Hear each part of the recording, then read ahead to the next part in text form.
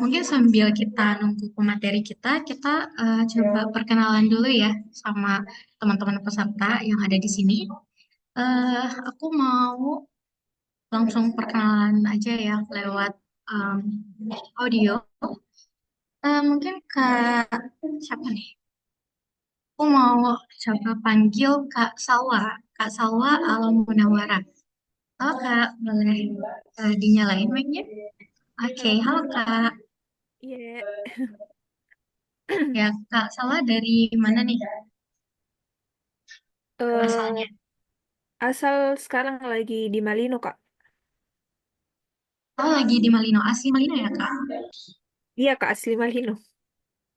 Oke, Masya Allah. Gimana udara di sana, Kak? Sekarang? Lagi musim hujan, Kak, di sini. Oh, berarti berarti lagi dingin-dinginnya ya, Kak, di sana? Iya. Oke.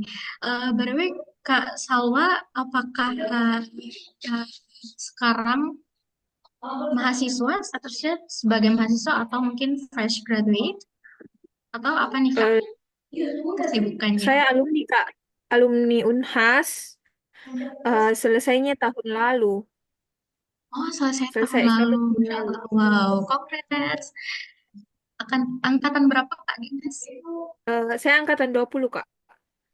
Oh, angkatan 20. Oke. Thank you, Kak Salwa. Iya, Kak. Sama-sama. Oke. Nah, selanjutnya aku mau undang lagi Kak. Coba yang cowok lagi deh. Mungkin Kak Arfandi Yuliawan, boleh open mikrofonnya. Iya, Halo, Kak. Ini halo. boleh perkenalan diri dulu, Kak. Soalnya dari Saya mana, terus kesibukannya apa gitu. saya Arfandi Leon dari Goa. Kesibukan sebagai mahasiswa tingkat akhir Sebagai mahasiswa di mana nih, Kak, kalau boleh tahu? di Unhas sebagai program profesi dalam Oh, Masya Allah, keren-keren. Kalau boleh tahu nih, Kak, eh, apa sih alasan Kak Arfandi mengikuti event kali ini? menambah informasi. Oke, baik. Terima kasih, Kak Arfandi. Iya, Em, materinya benar gitu ya. Oke, nggak apa-apa. Aku mau coba undang Kak Gita deh, Kak Gita Safira. Halo, Kak. Halo Kak, Ya, gimana kabarnya, Kak? baik Alhamdulillah. Kakaknya gimana? Alhamdulillah baik. Alhamdulillah baik juga. Kak Gita asli mana nih? Boleh tahu? Saya sebenarnya asli Makassar Kak, tapi dari kecil udah di Batam. Nah kesini lagi tuh buat kuliah. Oh, sekarang lagi di mana? Lagi di Makassar ya? Iya, Oh, oke. Lagi kuliah di mana nih, Kak? di UNEM Kak. Kakaknya di mana kuliah Kak? UNM. Sama Iya. UNM. Hmm. Jurusan apa, Kak? Sastra Inggris. Oh, aku pendidikan bahasa Inggris angkatan 2022. Uca, sudah ada ya pematerinya? Sudah ada kayaknya. Miftahul Oh, udah ada Maulidin. ya? Iya, ini Andi Miftahul Maulidin sama Uca. Uca. Halo Uca, Kak Uca sama Pemateri kamu udah. Saya Pemuldi. saya oke, saya sambil ini ya, Sambil siap-siap ya. sambil di mana? Oh, sambil Saya siap-siap. lagi Oke, kayaknya pasang enggak, dasi Uca, pasang jas. enggak. Oke. Saya lagi di rumah orang. Oh, halo. Ada ini. Oke, oke, oke. Siap. Ya, kalau gitu sudah boleh dimulai, Sat? Oke, Silakan, ya, silakan. silakan, silakan, silakan. Sudah ada. Kita mulai Admin, aja admin ya. boleh di pin pemateri dengan moderator, silakan.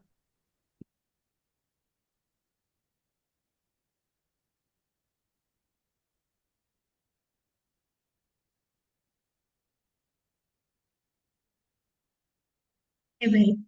Pertama-tama suaraku kedengeran nggak ya, teman-teman? Apakah jelas? Jelas, Kak. Oke, baik. Terima kasih. Baik, Bismillah. Assalamualaikum warahmatullahi wabarakatuh. Good evening. Um, We'd like to say thank you to you all for attending today's meeting. It's really nice to meet you guys here. Welcome to the AIM Skillful Talk 2025.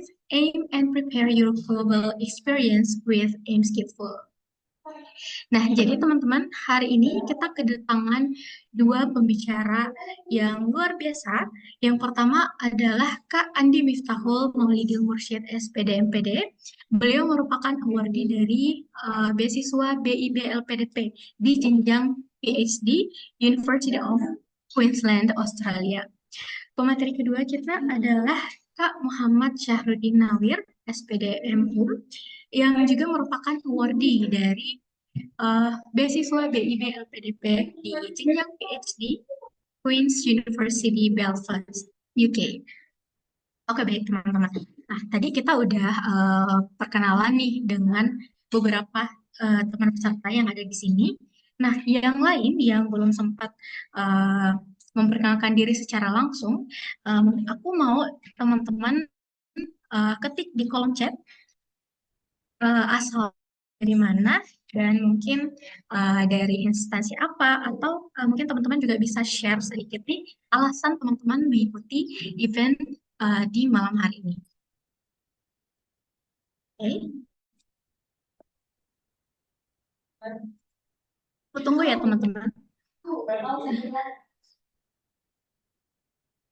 Nah, baik. Sambil kita menunggu teman-teman untuk memperkenalkan diri di kolom chat, aku akan membacakan CV atau background dari pembicara pertama kita, Andi Miftahul Maulidil Mursyid SPD MPD. Jadi, beliau merupakan alumni dari Pendidikan Bahasa Inggris S1 di UNM. Beliau juga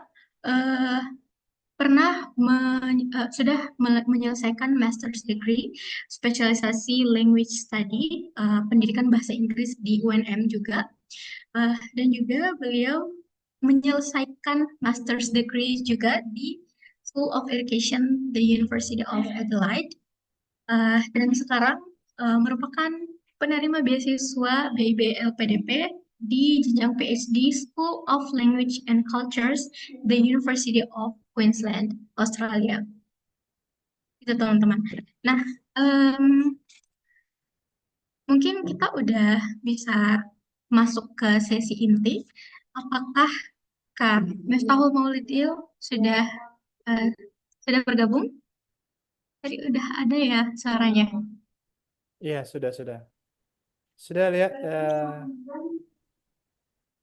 Oh, oke. Halo Kak. Halo, Oke Kak. Assalamualaikum. Halo, gimana kabarnya Kak? Salam. Alhamdulillah sehat. Bagaimana kabarnya kalian semua? Pandi, Alhamdulillah sehat juga Kak.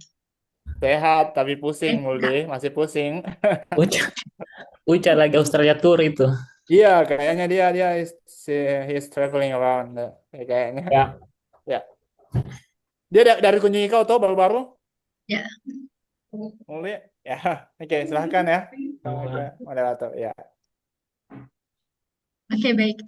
Kalau boleh tahu, Kak Miftahul Maulid enaknya dipanggil apa nih Kak? Biasanya dipanggil siapa? Muldi. Kak Muldi. Oke, Muldi, baik. ya. Nah, Kak Muldi sudah siap memaparkan materinya hari ini? Ya, siap tidak siap harus siap. Oke, Kak. Kalau begitu, waktu dan tempat dipersilakan. Baik, terima kasih. Assalamualaikum warahmatullahi wabarakatuh. Terima kasih kakak moderator, Kak Rifka, Kak Fandi, kemudian ada Awal.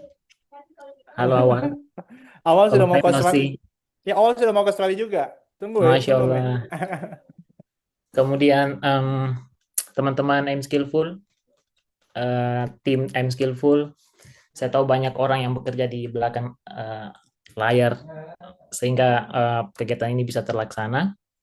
Kemudian Kak Uca yang lagi tur Australia, lagi di Adelaide sekarang. Dan teman-teman yang hadir di forum yang luar biasa ini.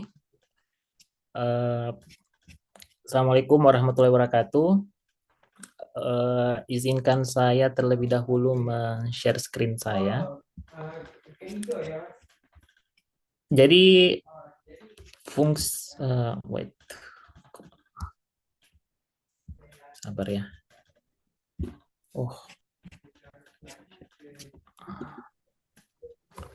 Wait, tunggu. I think I have a. Wait. Tunggu Vandia, saya lagi still.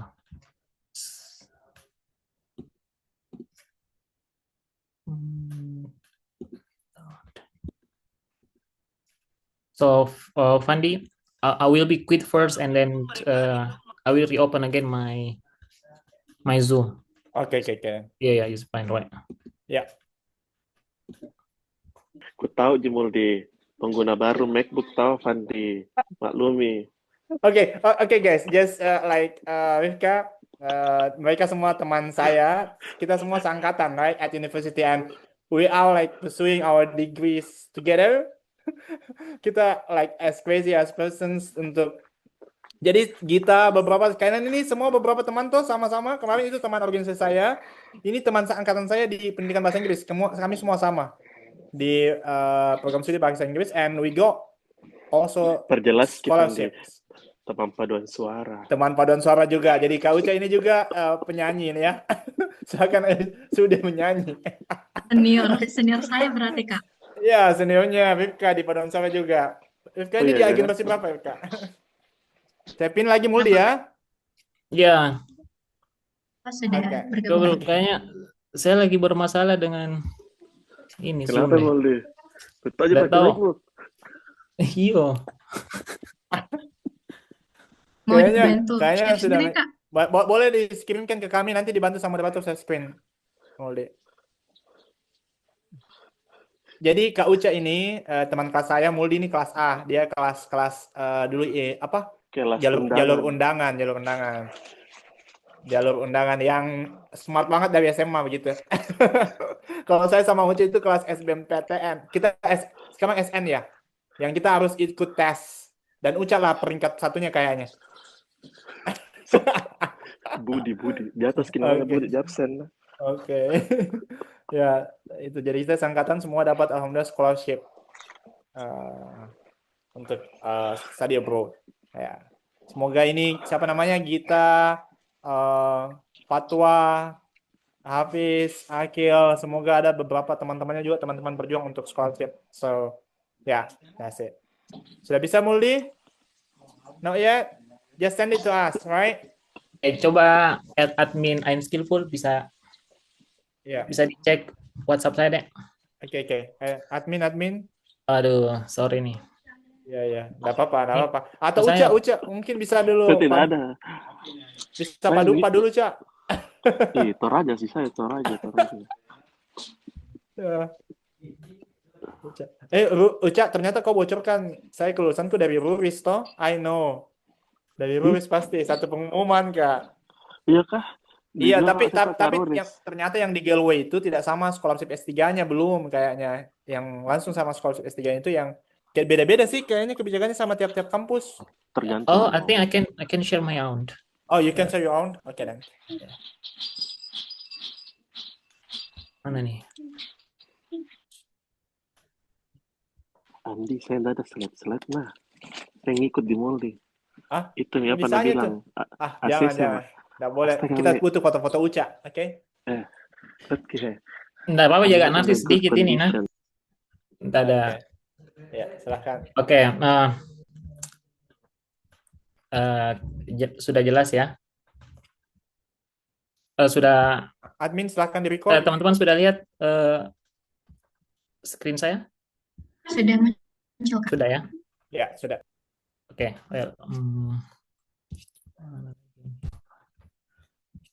Assalamualaikum warahmatullahi wabarakatuh. Saya ulangi lagi.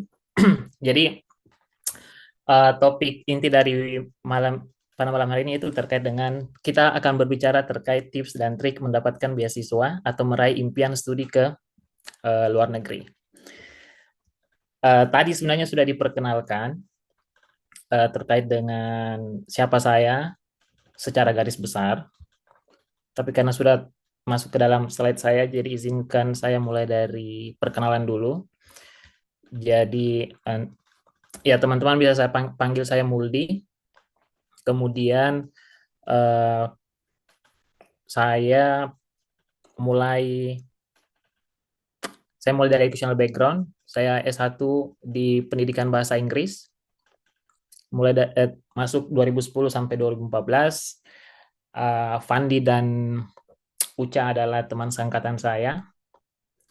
Mereka orang yang sangat aktif dulu di himpunan dimanapun itu, dan saya adalah orang pasif seperti itu. Nah, sebentar nanti saya ceritakan kenapa saya bisa mendapatkan beasiswa. Karena nanti mungkin Kak Uca bakal menceritakan, dia kan orang aktif dulu tuh di kampus. Nah, saya versi orang pasifnya. Kemudian saya lanjut saya sebenarnya setelah studi di UNM, saya lanjut di UNM juga, di UNM lagi di tahun yang sama, tahun kelulusan yaitu tahun 2014, dan saya menyelesaikan di tahun 2018. Ya lumayan lama lah, 4 tahun. Kemudian sembari melanjutkan S2 di UNM, saya mendapatkan beasiswa, saya lanjut di University of Adelaide, master degree, tahun 2017 sampai 2019. Nah, saat ini saya menjadi salah satu PhD students di School of Language and Culture, University of Queensland. Jadi topik research saya itu terkait dengan critical discourse analysis. Jadi saya akan menganalisis buku paket bahasa Inggris di sekolah madrasah aliyah dan di state school SMA khusus untuk kelas 12. Kemudian pengalaman kerja, work experience. Jadi sembari saya dulu aktif kuliah pada saat S1, saya mulai mengajar part-time job lah di PIA, Filipina Indonesia Amerika. Saya tidak tahu apakah lembaga kursus ini masih eksis atau sudah tutup, tapi saya lumayan lama di sini, 2 tahun. Kemudian setelah itu saya gabung di LT Gramedia 2014 sampai 2015. Kemudian 2019 di M Skillful, saya dengan Kak Fandi sama saya awal mulai M Skillful di teras rumah di mana, di Dentata. Kemudian 2019 di tahun yang sama saya adjunct lecturer atau dosen luar biasa di UIM sebelum saya menjadi dosen tetap di IAIN Fatahul Muluk Papua. Jadi sebenarnya saya tugas di Jayapura, Papua. Kemudian award yang saya dapatkan yang most prominent ada 2, yaitu beasiswa Australia World Scholarship dan beasiswa Indonesia Bangkit. Kalau teman-teman kurang familiar dengan beasiswa ini, ya bisa jadi karena beasiswa ini memang agak eksklusif, hanya diperuntukkan untuk keluarga besar Kementerian Agama, entahkah itu lulusan Kementerian Agama, entahkah itu lulusan perguruan tinggi di bawah Kementerian Agama, public university atau private university, dan pegawai-pegawai, tendik dan dosen dari Kementerian Agama, seperti itu. Baik, tadi saya ditanya terkait dengan apa ya, kayak kata-kata begitu. Nah, prinsip saya dulu adalah habiskan jatah gagalmu di usia muda. Jadi, kenapa saya nulis seperti ini? Saya mengingat perjuangan saya mendapatkan beasiswa AAS atau pecah telur mendapatkan beasiswa. Mungkin Kak Fandi menjadi salah satu salah satu saksi lah seperti itu. Ya cukup lumayan banyak beasiswa yang saya daftari. Ya mungkin lebih sekitar 10-an lah dalam 1 tahun itu. Karena pada saat itu LPDP kan masih 4 gelombang, dan pada akhirnya saya menghabiskan jatah atau kesempatan saya mendaftar LPDP kalau tidak salah 3 kali atau 2 kali saat itu, dan akhirnya saya nggak bisa daftar lagi LPDP. Kemudian saya mendaftar Chevening, kemudian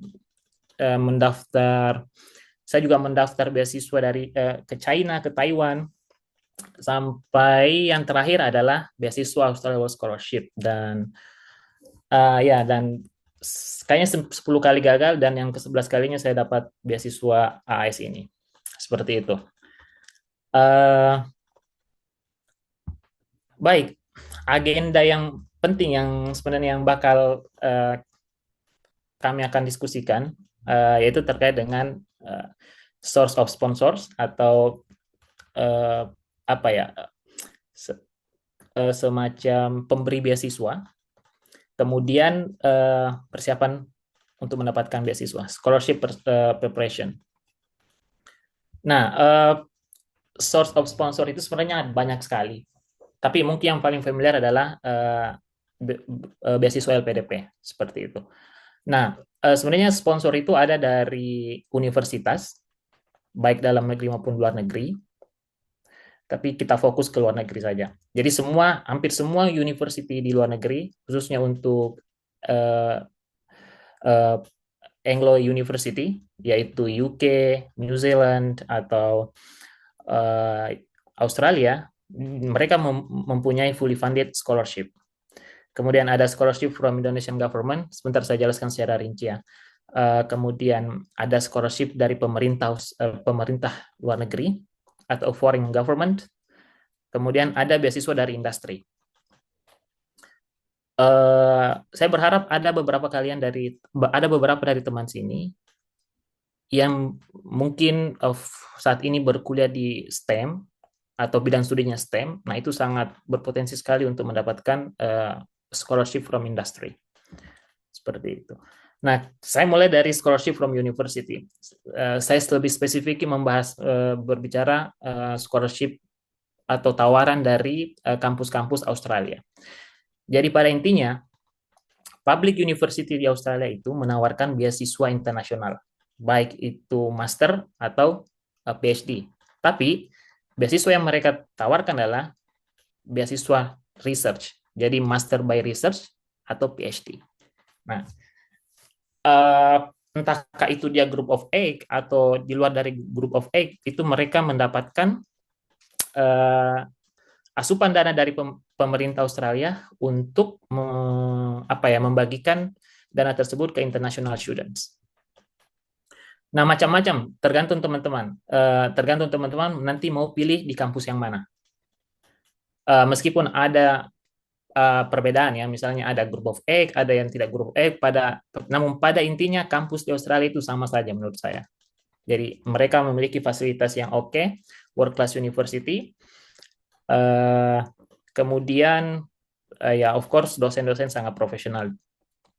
Nah, untuk di University of Melbourne itu ada namanya MRS atau RTP. MRS ini adalah kepanjangan dari Melbourne Research Scholarship. Nah, teman-teman atau kakak-kakak bisa langsung sebenarnya googling ke bagian HDR Higher Degree Research Melbourne.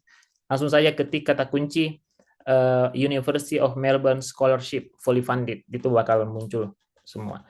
Nah, lebih simpelnya adalah teman-teman tentukan dulu, misalnya teman-teman kalau misalnya teman-teman ingin melanjutkan studi di Australia, tentukan kampus yang mana, kemudian dari situ kalian atau teman-teman langsung cari secara spesifik beasiswa yang di kampus tersebut. Intinya semua public university di Australia punya international fully funded scholarship, entahkah itu kampus regional atau tidak. Oke? Kemudian ada beasiswa dari pemerintah Indonesia. Nah, ada LPDP, ada BPI. LPDP pasti sudah familiar semua, tapi kalau misalnya karena saat ini mungkin saingannya sangat ketat, teman-teman bisa beralih ke BPI mungkin, beasiswa pendidikan Indonesia. Banyak juga ada beberapa awardee dari BPI saat ini yang lanjut studi S2 dan S3 di University of Queensland. Kalau misalnya teman-teman ada di bawah kampusnya di bawah Kementerian Agama, bisa mencoba BIB, beasiswa Indonesia Bangkit, Kemenak. Jadi komponen beasiswa dari BPI dan BIB ini sama saja dengan LPDP. Yang membedakan adalah jalur seleksinya saja. Kalau misalnya BIB, dia diseleksi oleh panelis dari Kementerian Agama. Kemudian ada beasiswa Indonesia Maju atau BIM, ini khususnya untuk teman-teman yang mau melanjutkan bachelor degree di luar negeri. Kemudian beasiswa unggulan, if I'm not mistaken, ini diperuntukkan untuk S2, S3 dalam negeri yang bukan dosen. Kalau tidak salah, itu persyaratan yang terakhir. Tapi kampus di bawah Kemendikti-Saintek. Dan masih banyak sebenarnya beasiswa-beasiswa dari Kementerian Teknis yang teman-teman sebenarnya bisa secara langsung googling di website mereka. Nah, ini selanjutnya itu ada juga namanya scholarship from a foreign government atau G2G. Jadi beasiswa kerjasama bilateral antara pemerintah Indonesia dengan negara lain, misalnya dengan Australia, New Zealand, Jepang, China, Turki dan Jerman. Nah, ini salah banyak dari beasiswa tersebut. Ada namanya Australia World Scholarship, AU, ada RTP, ada Chevening, Aminef. Tapi Aminef mungkin bisa di double check apakah masih berlanjut sampai sekarang, karena kabar terakhir katanya semenjak Donald Trump menjadi presiden dia meng-cut beasiswa ini. Kemudian ada stipendium Hungarikan. Saya dulu pernah mencoba beasiswa ini tapi gagal, stipendium Hungarikan. Erasmus Mundus juga saya dulu pernah mencoba waktu master degree tapi gagal juga. Uniknya dari beasiswa Erasmus Mundus ini karena kita bisa berkuliah di dua kampus berbeda di antara Uni Eropa. Ada Max Jepang, dulu namanya Mangkubuso, sekarang namanya Max Jepang. Teman-teman jangan khawatir terkait dengan bahasa karena Max Jepang ini adalah international scholarship, so dia bakal salah satu syarat mereka adalah TOEFL dan IELTS, seperti itu. Ada DAD, ini salah satu juga beasiswa yang saya daftari dulu di Jerman. Namun DAD ini adalah bagi kalian yang bidang studinya di STEM, ini kalian sangat berpotensi sekali untuk mendapatkan beasiswa ini. Ada Turkey Bursary, CSC Scholarship, and Manaki New Zealand. Pokoknya masih banyak lagi. Ada juga beasiswa dari Thailand government, ada dari Thailand government, ada Malaysian government, ada juga Singaporean government. Mereka semua menyiapkan international scholarship, master and PhD program. Seperti itu. Apa lagi? Nah, scholarship preparation atau persiapan kalian yang perlu teman-teman persiapkan sebelum apply beasiswa. Yang pertama itu adalah kalian harus memiliki strong characters. Kalian harus memiliki mental yang kuat, motivated, disiplin, komitmen, konsisten, apalagi. Kenapa saya katakan demikian? Karena ketika kalian gagal di salah satu beasiswa, kalian tidak langsung menyerah begitu saja. Kalian akan kembali dengan orang yang baru, dengan semangat yang baru. Selain itu, kalian juga harus mengetahui purpose kalian. Tujuan kalian S2, S3 itu apa sih sebenarnya? Apakah cuma mau foto-foto atau apa? Atau mau dikatakan keren atau bagaimana? Nah, I think it's not the purpose. Jadi teman-teman harus tahu apa sih purpose kalian lanjut S2 atau S3. Selain itu, kalian juga tahu nih, kalau misalnya teman-teman saat ini masih S1 ataupun S2, misalnya nih S1 mau lanjut S2, kalian harus tahu apa kelemahan saya saat ini.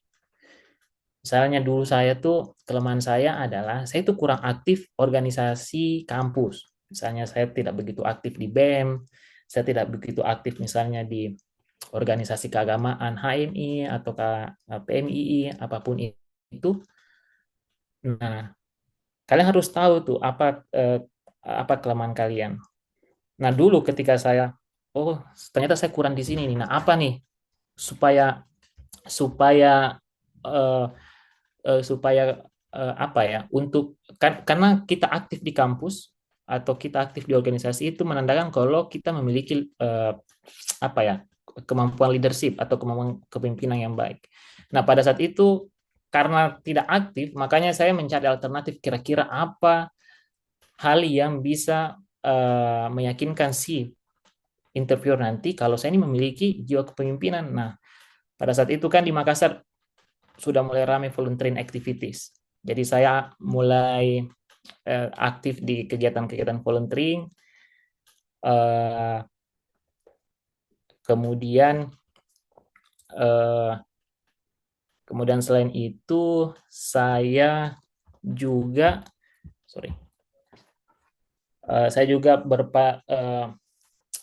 banyak hal kegiatan positif yang saya lakukan setelah saya mengetahui ternyata kelemahan saya adalah di social activities atau community services.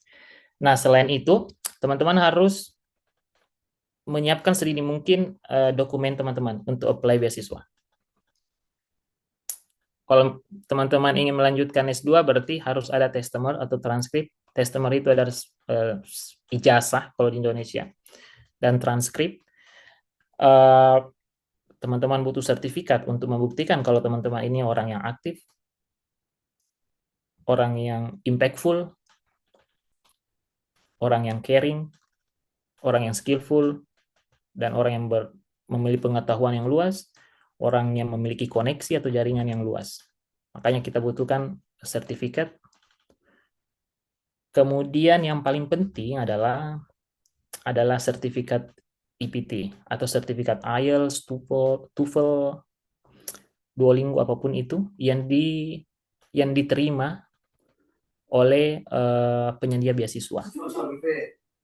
Jadi saya sangat menyarankan teman-teman sedini mungkin untuk memiliki IELTS atau TOEFL. Ya, kalau misalnya teman-teman ingin melanjutkan studi di luar negeri, maka sedini mungkin wajib memiliki IELTS. Karena itu modal utama tuh untuk mendaftar beasiswa. Karena saya pikir untuk ijazah dan transkrip ini, ya otomatis kalian akan lulus lah. Sertifikat seminar, conference, workshop itu banyak sekali workshop, entahkah itu online ataupun in person, kalian akan mudah untuk mendapatkan seminar ini. Tapi yang ini kalian harus bekerja dengan ekstra. Karena even orang bahasa Inggris memiliki dasar bahasa Inggris yang baik, kemudian background bahasa Inggris, dia belum tentu bisa dapat IELTS minimum yang disyaratkan oleh university atau penyedia beasiswa. Jadi saran saya sedini mungkin kalian spending your money atau invest your money untuk belajar IELTS atau TOEFL. Oke? Dan saya lebih menyarankan untuk bukan online ya, tidak online. Kenapa saya menyarankan tidak online? Karena begini, ketika kita mengikuti IELTS atau TOEFL, belajar TOEFL atau belajar IELTS, kita sudah memiliki lingkungan yang we have the same boat. Kita memiliki lingkungan yang sama, yaitu ingin studi luar negeri. Dari lingkungan itu kita akan tumbuh bersama, saling memotivasi, dan akhirnya kita akan mendapatkan beasiswa kita masing-masing, meskipun itu mungkin beda negara. Tapi setidaknya target kita tercapai. Makanya saya sangat menyarankan untuk belajar IELTS dan TOEFL itu attending the course. Oke. Nah, yang terakhir adalah build up your CV from now. Sebenarnya saya sudah jelaskan tadi sedikit di tengah-tengah. Yang pertama adalah academic achievement. Nah, khususnya untuk teman-teman yang ingin melanjutkan untuk mendapatkan atau apply beasiswa dari university atau overseas university, syarat utama yang mereka lihat adalah academic achievement. Jadi academic achievement itu adalah nilai IPK teman-teman. Nah, semakin tinggi nilai IPK teman-teman, semakin besar potensi teman-teman untuk mendapatkan beasiswa dari universitas tersebut. Oke? Maka dari itu saya sangat menyarankan agar teman-teman untuk betul-betul memperhatikan IPK kalian saat ini. Kalau bisa di atas 3, kayak IPK-nya Kak Uca itu. Wisudawan terbaik ketiga, pertama kalau nggak salah dulu. Kemudian yang tadi yang saya maksud itu, kalau misalnya kalian kenalin diri kalian pasif di kampus, berorganisasi, nah ada jalan keluarnya, yaitu active volunteering. Nah, itu yang saya lakukan sebenarnya, active volunteering. Selain itu, kalau misalnya kalian bisa aktif di university clubs, community services, wah itu jauh lebih hebat lagi. Jadi kalian punya banyak modal tuh untuk apa ya? Untuk menceritakan seberapa berdampak kalian di masyarakat. Karena kayak AS itu mereka tidak melihat, mereka akan mempertimbangkan academic achievement dan mempertimbangkan prestasi kalian, tapi mereka akan lebih mempertimbangkan seberapa berdampak kalian di masyarakat. Tidak mesti di community besar, di community kecil pun itu sangat berarti bagi mereka. Mereka ini dalam artian penyedia beasiswa. Kalau bisa dan kalau mampu itu taking a side job. Nah, menurut saya salah satu yang membantu saya berhasil mendapatkan beasiswa Australia World Scholarship karena saya dulu ketika S1 sudah mengajar di salah satu lembaga kursus yang saya sebut tadi PIA. Nah, ini adalah mungkin salah satu yang membantu atau mendongkrak profil saya sehingga saya bisa menjadi salah satu awardee pada saat itu. Nah, yang terakhir adalah ya rajin-rajin mengikuti attending seminars ya kayak yang kayak teman-teman saat ini lakukan, mengikuti sharing session beasiswa, tips and trick, kemudian workshop yang berhubungan dengan bidang studi teman-teman, conference dan sebagainya. Semakin sering kalian mengikuti kegiatan ini, semakin banyak teman-teman akan ceritakan di essay teman-teman dan pada saat interview. Mungkin itu sebagai pemantik dari diskusi kita malam ini. Kalau mohon maaf kalau misalnya sangat kurang, mohon maaf. Saya tunggu pertanyaan-pertanyaan dari teman-teman. Sekian dari saya. Assalamualaikum warahmatullahi wabarakatuh. Waalaikumsalam warahmatullahi wabarakatuh. Terima kasih Kak atas penjelasannya yang sangat-sangat bermanfaat dan insightful. Baik, mungkin teman-teman yang punya pertanyaan mungkin bisa disimpan dulu. Kita langsung lanjut saja ke materi kedua. Lalu nanti setelah materi dipaparkan, nanti teman-teman bisa memberikan pertanyaannya kepada kedua narasumber kita. Baik, saya undang pembicara kedua kita, Kak Muhammad Syahrudin Nawir. Halo Kak. Kak Uca ya? Halo. Halo Kak. Gimana kabarnya Kak?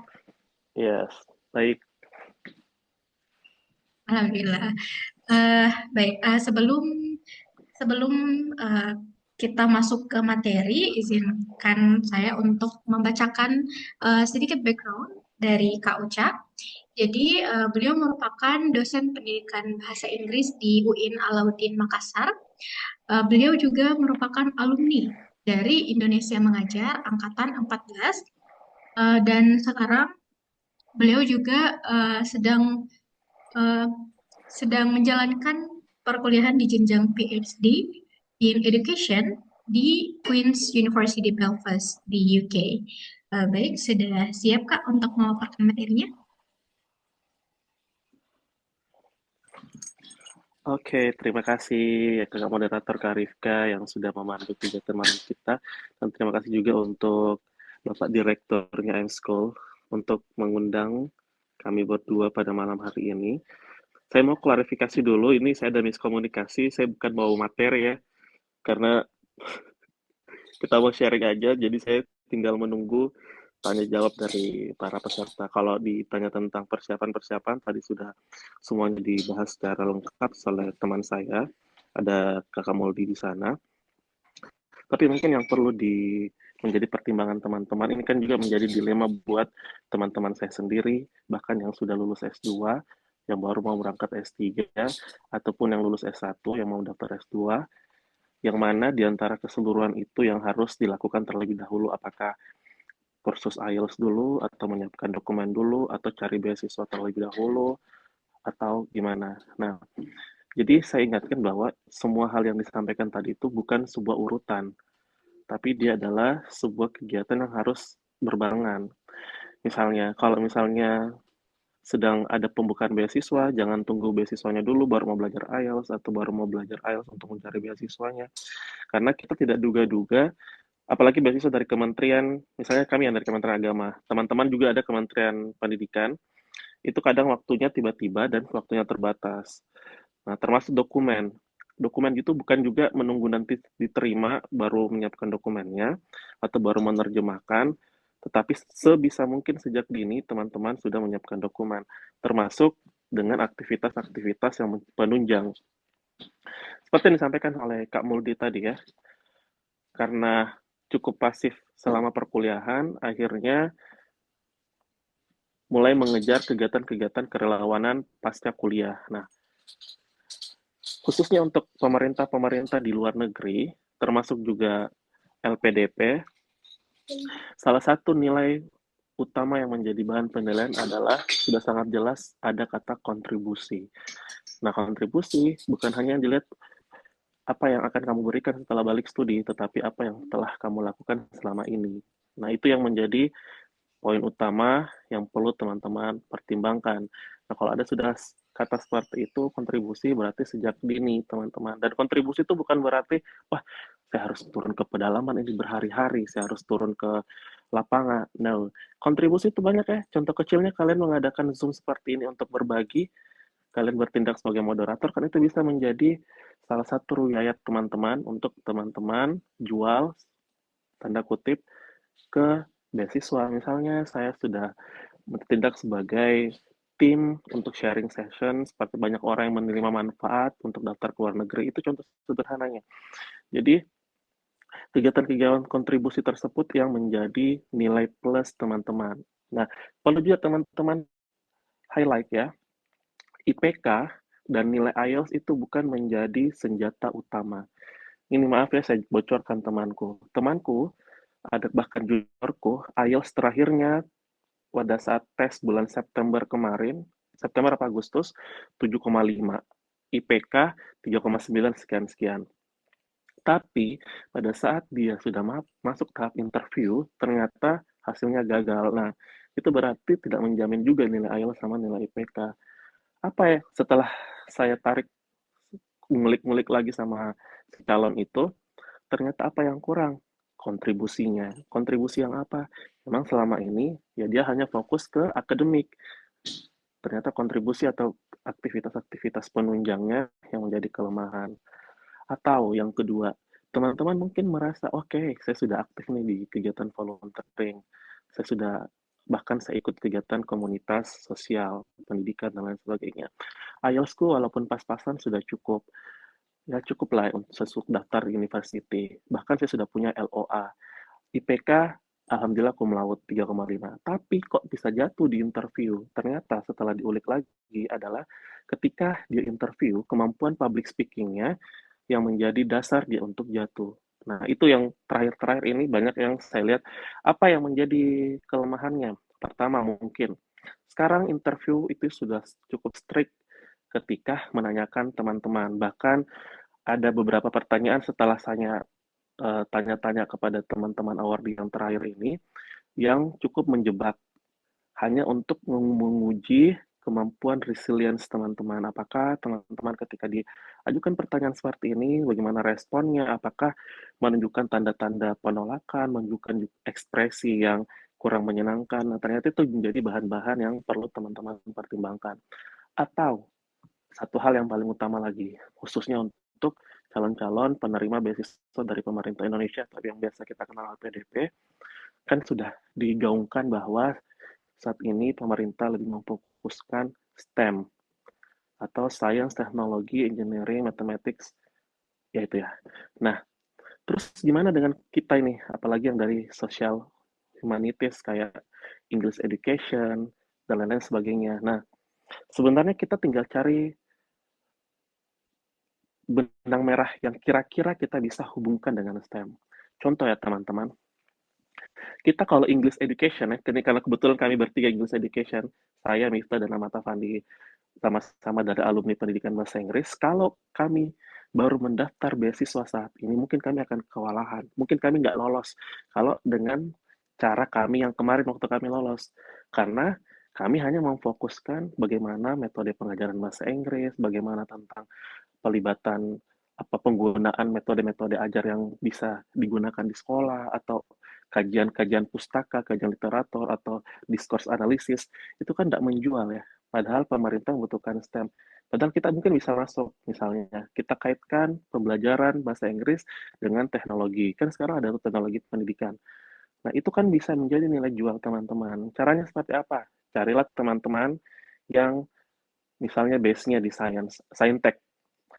Kira-kira ada nggak ya kita bisa collabs, bantu saya menemukan aplikasi yang terbaru untuk pembelajaran metode bahasa Inggris.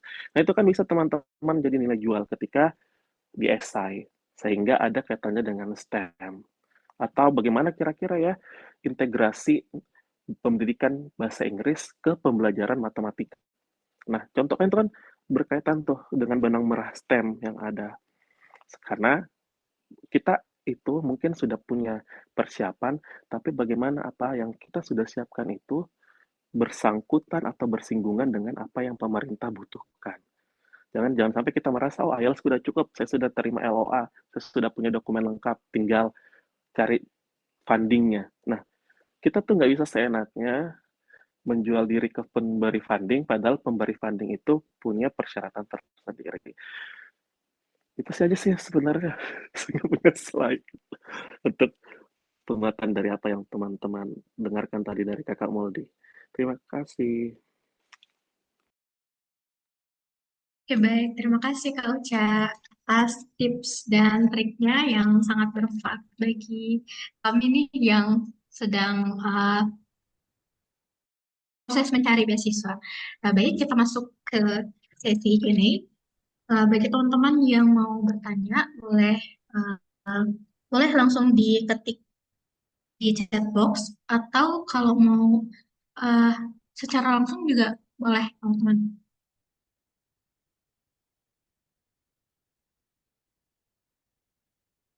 Adakah yang mau bertanya? Jangan malu-malu, teman-teman. Saya sebenarnya punya banyak pertanyaan ini, Seth. Mau saya tanyakan. Kalau tidak ada dari peserta, mungkin saya dulu ya. Kalau begitu, mungkin Baik. ada peserta yang malu-malu untuk bertanya. Oke, saya dulu izin bertanya. Em, Mungkin pertanyaan ini untuk kedua speaker kita. Eh, Pertanyaan pertama, ini saya langsung tanyakan 3 pertanyaan, apa boleh, Kak? Boleh. Silakan. Oke, baik, Kak. Nah, pertama saya jelaskan case saya dulu. Jadi sebenarnya saya sangat tertarik untuk mendaftar mendaftar Master by Research di Australia. Sekarang saya lagi prepare, saya sudah, ya bisa dibilang mungkin sudah setengah perjalanan ya, karena saya sudah kontak supervisor, sudah dapat supervisor, ada 2 em, yang bersedia untuk supervise saya di University of Sydney. Terus juga saya sudah buat proposal lengkapnya dan sudah di-ACC oleh calon supervisor. Tinggal saya mau daftar ke kampusnya nih, Kak. Yang deadline-nya itu nanti tanggal 19 Desember. Nah, tapi Kak, ada beberapa hal yang bikin saya dilema gitu Kak. Yang pertama, saya lihat bahwa saya dengar banyak orang yang bilang bahwa RTP scholarship itu lebih memprioritaskan jenjang PhD karena untuk aplikasi ini kita tidak dipisah jenjangnya. Jadi kita bersaing dengan jenjang PhD juga gitu Kak. By the way, saya mau daftar di program Master by Research ya, MPhil. Nah, gitu Kak. Nah, apakah benar seperti itu? Kalau iya, bagaimana saya bisa menjadi strong candidate untuk jenjang master ini, Kak? Itu pertanyaan pertama. Yang kedua, ini masih saling berkaitan. Ini sebenarnya Kak, awalnya saya sudah sangat semangat nih untuk daftar program Master by Research, tapi saya dapat suara lagi dari luar bahwa untuk jenjang master, untuk jenjang S2 itu sangat berat kalau kita menjalani program research seperti itu Kak. Dan saya disarankan untuk coba daftar master by coursework saja karena katanya di eh, HDR ini sangat-sangat berat di jenjang itu Kak. Seperti itu. Terus itu kedua pertanyaan itu yang saling berkaitan. Terus ada lagi satu pertanyaan saya untuk pemateri pertama, Kak Maudi. Tadi kakak bilang kakak sudah coba banyak beasiswa kemarin. Kakak mencoba banyak peluang yang ada. Nah, saya juga sebenarnya mau seperti itu, Kak. Saya sangat menggebu-gebu mau mendaftar di semua beasiswa dan kampus yang bisa saya daftari. Tapi pertanyaan saya, bagaimana cara kakak memanage semuanya?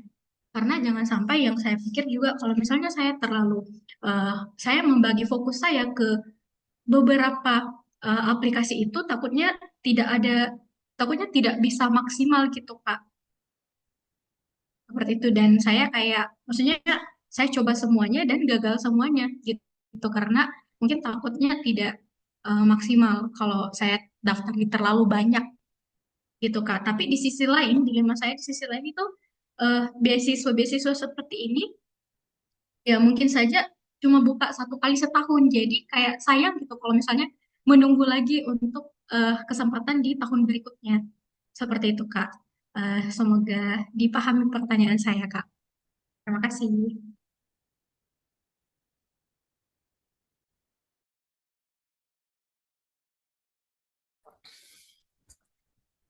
Baik. Siapa namanya tadi ini? Baik, terima kasih Ade Rifka. Kak Uca mungkin bisa jawab pertanyaannya. Kak Uca itu paling jago memberikan nasihat. Kalau saya ya, untuk bukannya saya mau lempar pertanyaan, karena yang lebih berpengalaman untuk masters by kelas atau master by research itu ke Kamuldi. Tapi mungkin saya terlepas dari pertanyaannya tadi, satu hal yang pengen saya tanamkan buat seluruh teman-teman yang ada di sini, sebenarnya apa yang selalu membuat kita langkah yang sudah kita maju 10 langkah sempat mundur ke langkah ke-9 atau sempat mundur ke langkah 8 atau bahkan mundur semuanya karena mendengar cerita-cerita dari orang. Jadi saya adalah tipikal orang, kalau apa yang sudah saya lakukan, saya tidak mau lagi mendengar masukan yang membuat saya mundur. Misalnya, ih, nggak bilang nggak bisa kok itu kalau begitu. Nah itu sebenarnya hal-hal yang sebisa mungkin teman-teman dari sekarang itu abaikan. Karena tetap go on gitu. Tahu lah. Terus mungkin masalah yang akan bersaing. Setahu saya ya, pemberi beasiswa khususnya beasiswa dalam negeri AS juga itu dia sudah punya kuota. Jadi bukan berarti kita mendaftar Masters by Research kita akan bersaing sama PhD by Research. No. Jadi nggak usah khawatir. Mungkin entah dengar suara sumbang dari mana ya. Itu apalagi LPDP itu tidak akan menggabungkan apakah kamu pelamar Masters by Research, itu LPDP tidak melihat kamu daftar ke luar negeri di kampus tersebut by apa. LPDP hanya akan melihat Masters or PhD. Jadi itu yang perlu teman-teman yang tahu. Terus yang kedua, khusus AS, nanti kamu yang bisa jelaskan kan di alumninya AS tahun berapa ya kemarin. Masalah pendaftar dengan universitas, ini juga mungkin yang tempat terskip tadi ya.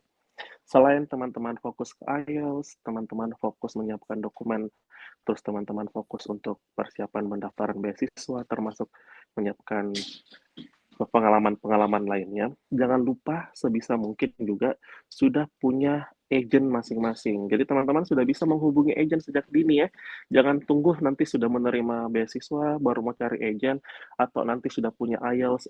Bahkan kalau belum punya IELTS tapi dokumennya sudah siap dan calon universitasnya sudah siap, silakan menghubungi agent.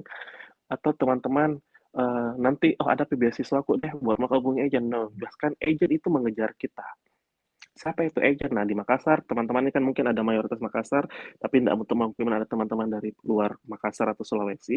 Agent itu tersebar banyak di seluruh Indonesia. Ada IDP, Sun Education, dan semuanya itu free. Jadi, teman-teman jangan khawatir, karena kalau kami hanya bisa membantu mengarahkan. Tetapi yang bisa secara teknis, mengetahui secara teknisnya untuk apply ke universitas, ya adalah agent. Teman-teman mungkin juga bisa dengan sendirinya ya. Misalnya beberapa teman juga karena sudah terbiasa untuk aplikasi lewat universitas, mereka apply secara mandiri. Tapi kan mungkin kalau kita masih awam atau masih baru, silakan teman-teman dibantu dengan pihak agent. Agent itu mencari kita, mengejar kita, dan dia itu tidak memungut biaya dari kita. Dia akan datang mendapat reward dari universitas yang sudah kita lulusi. Jadi misalnya tadi Kak Rifka, Kak saya sudah siap nih, ada mantap, IELTS sudah punya agent nggak? Saya pertanyakan dulu. Nah, teman-teman nanti bisa tuh sama agent akan dibantu untuk mendaftarkan dokumennya, aplikasinya, berkas-berkasnya untuk segera mendapatkan letter of acceptance.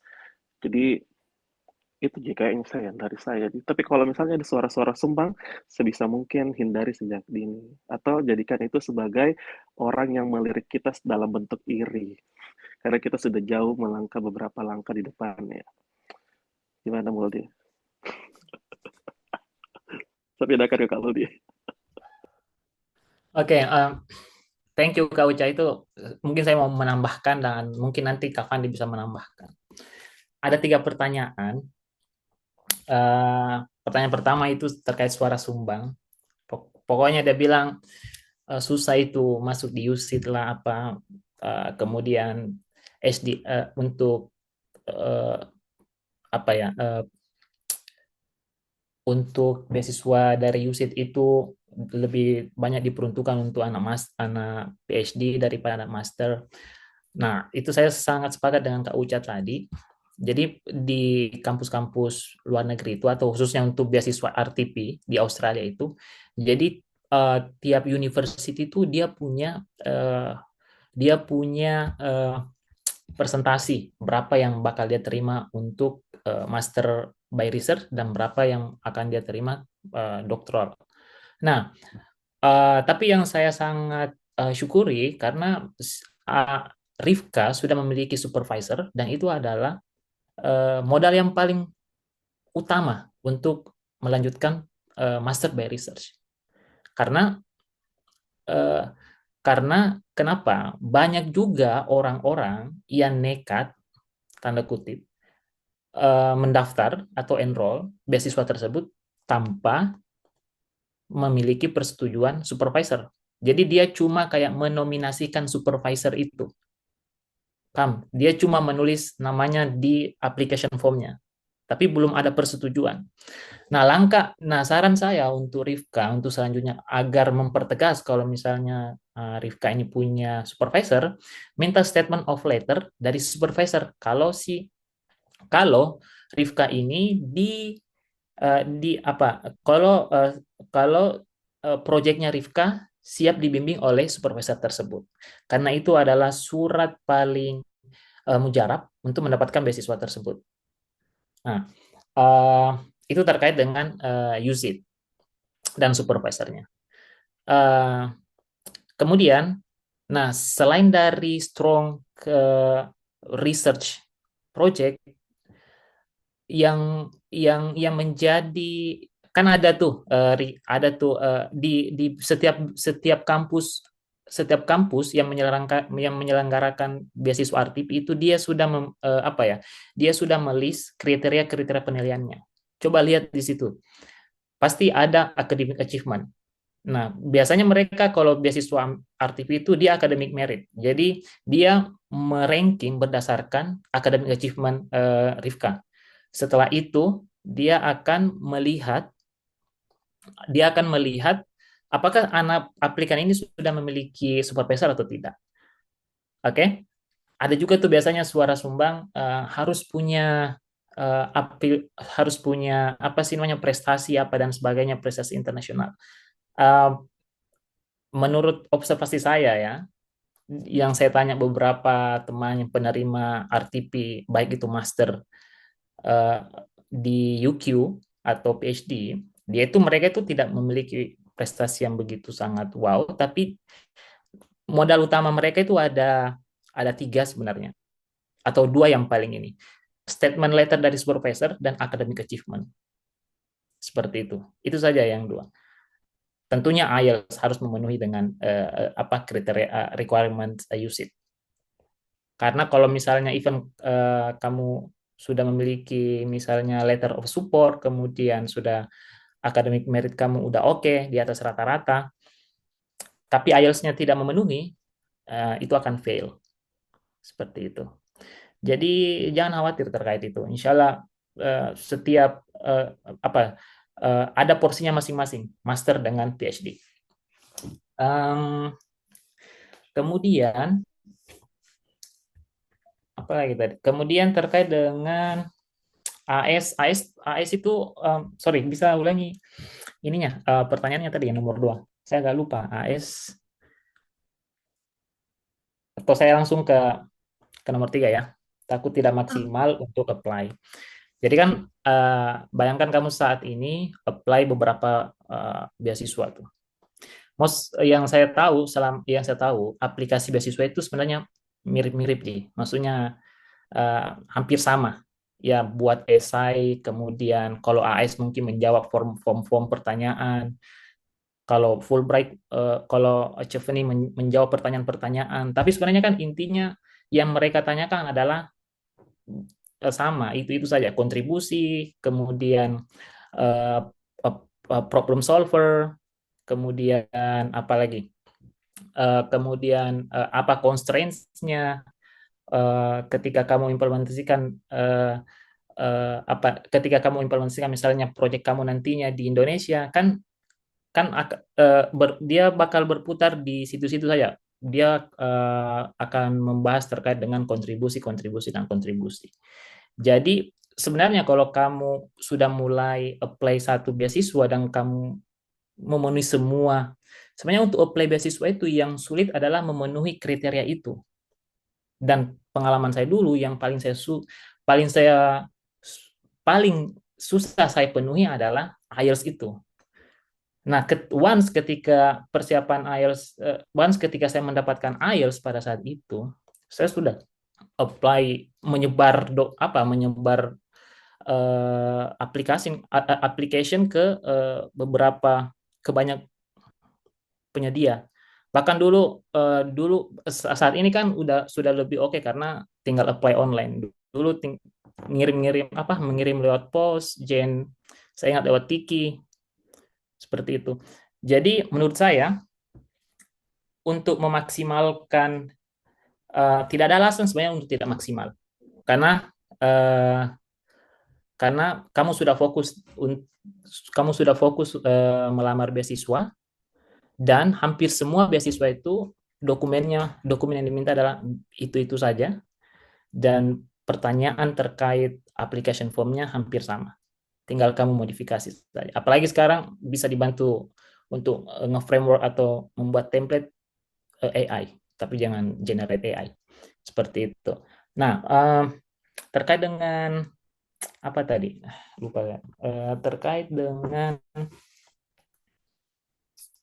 mungkin ada saya miss nih.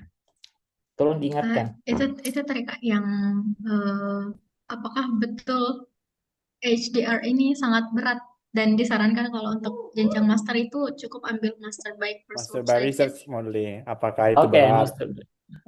Ya. master by research itu mostly kalau misalnya sebenarnya kalau kuliah di Australia itu, kalau misalnya kalian sudah menyelesaikan S1 atau skripsi di Indonesia, saya yakin kalian bisa menyelesaikan master by research di Australia.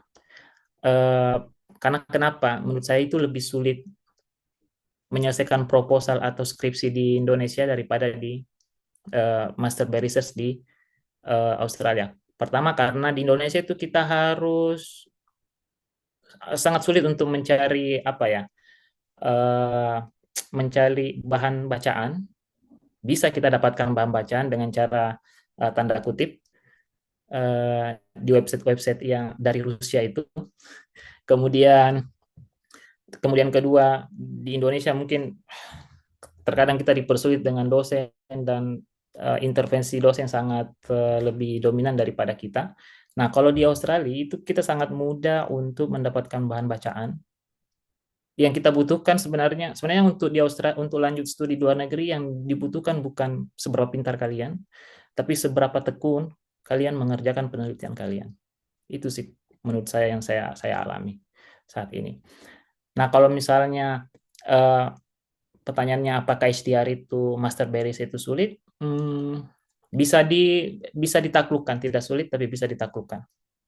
Apalagi kalian sudah tahu proyeknya, kemudian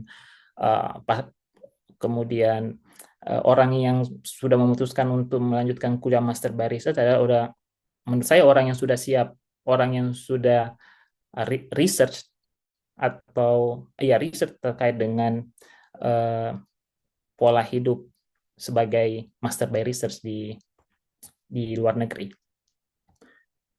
Tapi menurut saya you can do it. Seperti itu. Oke, saya kayaknya mau kasih input sedikit ya.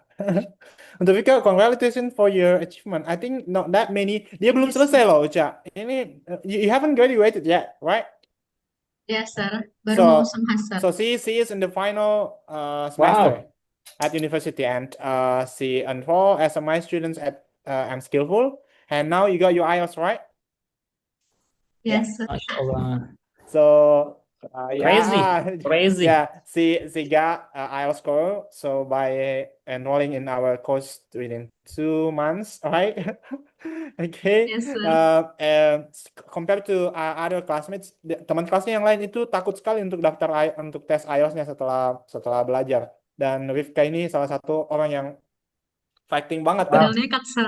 Ya, nekat dan do it. Bahkan dia menghubungi supervisor, dan I know that if Orang kelima ini, sir. yeah, if you got like a really good response from the prospective supervisor, it means that you are something. Paham? Okay? Karena tidak banyak orang yang belum punya ijazah, and you got not response from the prospective supervisors. The first thing is about that. Okay? Berarti Rifka punya sesuatu. Okay? Yang kedua, don't think that it's sometimes like orang bilang, oh sangat sulit itu master by research, padahal dia tidak ada orang yang bisa menjalani memang keduanya. Apakah temanmu itu yang mengatakan itu? Mungkin dia mendengar-dengar saja. You know, dimanapun itu, di UK, di Australia, kalau di Australia memang sistemnya ada master by research, research full. Master by course bisa memilih apakah dia mau research atau dia mini research atau bagaimana, right? Tapi kalau di UK tidak ada master by research by course, semuanya pasti ada. Kalau research biasanya research full, tapi kalau master by course pun di UK itu tetap harus conducted research at the end. Okay? Nah, kalau misalnya Rizka tujuannya mau jadi dosen nantinya, atau mau jadi peneliti, atau mau jadi ini, ya kenapa harus khawatir sekali untuk tidak mengambil kesempatan untuk master by research? Okay? Pun kalau master by research, tanya aja, misalnya kalau Rifka, biasanya orang kan tidak mau master by research, kayak saya dulu tidak mau master by my research karena Saya mau embrace the cultures, like having the sit-in classes with native speakers and also my other classmates. Saya mau sekali itu terpapar dengan bahasa Inggris dengan teman kelas yang fully natives, misalnya seperti itu kan. Dan interaksinya dengan di kelas itu banyak dengan full English. Nah, padahal kalau kita pun bahasa research itu pasti terpapar juga dengan bahasa Inggris yang bahkan mungkin lebih daripada yang di classroom interaction. Oke, yang kedua, pun kalau kita ambil masa research kali kita bisa sit in namanya. Ya kan Muldi kan bisa minta ke Ya, ya, supervisor bahwa saya mau sit in di kelas ini dong, saya mau sit in di kelas ya. ini. You can do it, right? So there is no other chance that master research is better than master by course. No, or it's getting more difficult than you can handle. No, it's about you. It's about Rifka. Kalau sudah tahu researchnya, sudah tahu mau ngapain, sudah tahu metodenya, nanti bisa dibimbing, right? That's it. You don't think too much, okay? Nah, kalau sudah ada IELTS-nya, go for it. Semua hantam semua beasiswa, selesaikan segera ini S1-nya, wisuda segera, hantam semua beasiswa yang ada, sapu bersih 2 tahun ke depan, Rifka do for. So I'm Iya, gonna cheer up at the end of your glory getting your scholarship. Kalau saya itu sih, okay, Rifka, I know that. That's why I invited you to be moderator. I invite ya, Adnan, I invite some of students that Oke, kayaknya mereka juga sangat ingin ini untuk mendapatkan informasi itu. Oke, itu sih dari saya. Untuk tambahan ini mereka banyak yang tanya-tanya yang lain. Oke, Ya baik, iya. thank you Kayaknya Sir. kalau ya. Ya jawabannya Kak. Mau seperti itu. itu, keren, keren. Ya, baik Kak, Masya Allah, terima kasih. Mungkin kita lanjut lagi Kak ke pertanyaan berikutnya. Ada dari Kak Indah. Eh, salah satu poin yang sebaiknya kita bangun itu kan pengalaman ya Kak, baik side job seperti ngajar atau volunteering. Nah, terkait volunteering, sekarang kan sudah berbagai macam ya Kak. Apakah harus relevan dengan bidang studi yang akan kita tuju nanti? Misal pengen ngambil kesehatan, sebaiknya pengalaman yang ke masyarakat terkait kesehatan gitu Kak. Ataukah bisa umum, walaupun mungkin tidak serelevan itu dengan yang ingin kita tuju Kak. Eh, saya dulu kayaknya, Cak, Pandi. Baik, Silakan. terkait dengan volunteering kayaknya saya lebih ke perspektif AS ya. Salah satu pertanyaan AS itu adalah intinya seberapa berkontribusi kamu di masyarakat. Itu pertanyaan nomor 3 kalau tidak salah. Dan itu tidak mesti relevan dengan bidang studi kita sebenarnya kalau community service. Kalau di AS ya, karena pada saat itu saya menjawab saya itu aktif di penyala kalau tidak salah. Ada dulu komunitas penyala di mana, di Makassar, entahkah sekarang masih ada atau tidak. Nah, saya ceritakan itu kegiatan saya selama volunteer activity di sana. Yang mereka highlight adalah seberapa bermanfaat kita di masyarakat sebenarnya. Dan yang mereka ingin lihat adalah bagaimana kita berjejaring, bagaimana kita mencari teman, cari koneksi, dan melalui community service tersebut. Seperti itu sih menurut saya ya. Tapi kalau misalnya ada komunitas yang berhubungan dengan bidang studi teman-teman, nah itu jauh lebih bagus lagi karena teman-teman akan lebih mudah untuk menjabarkan nantinya. Seperti itu. Mungkin dari Kak Uca atau Kak Fandi bisa tambahkan. Oke, ya jadi itu tadi konteks yang Kak Muldi sudah sampaikan ya, berkat pengalaman yang sudah disampaikan. Tapi kalau juga tadi sudah disampaikan juga sebisa mungkin atau lebih bagus lagi ada nilai plus ketika kontribusi tersebut saling mengaitkan satu sama lain. Khususnya teman-teman yang ingin mendaftar beasiswa dalam negeri, that means LPDP. LPDP akan melirik kontribusi kalian, khususnya juga yang daftar PhD ya. Sebisa mungkin semua memiliki benang merah yang sama.